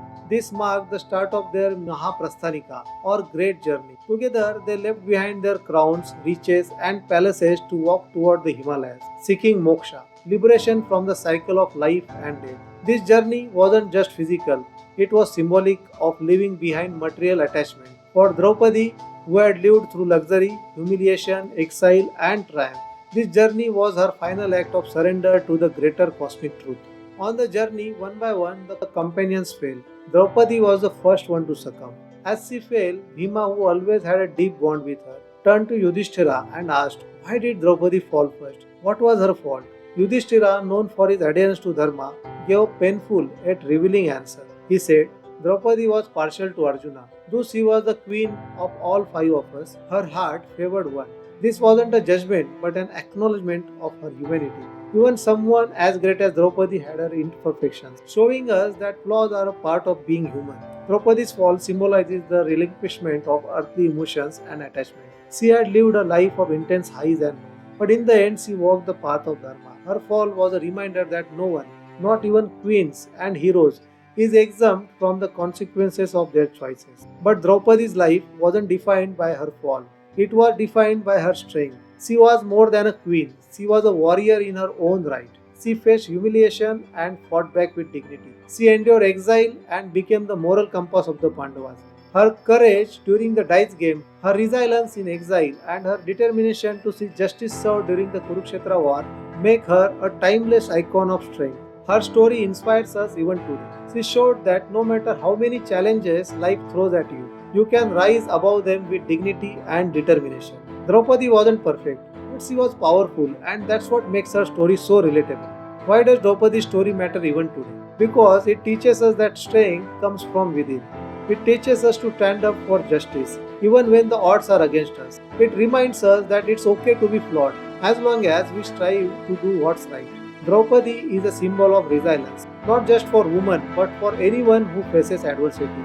Her story is a reminder that Dharma, justice, and righteousness isn't always about winning. Sometimes it's about standing your ground, even when you lose. So, what's next? Draupadi's story is just one chapter in the Mahabharata. There are many other characters, each with their own lessons to teach us, like Karna, Krishna, and many others. If you want to dive deeper into these stories and uncover their wisdom, join our journey. Let's learn from the Mahabharata, not just as a story, but as a guide to life, to inspire millions. Stay tuned as we uncover the extraordinary legacy of Draupadi.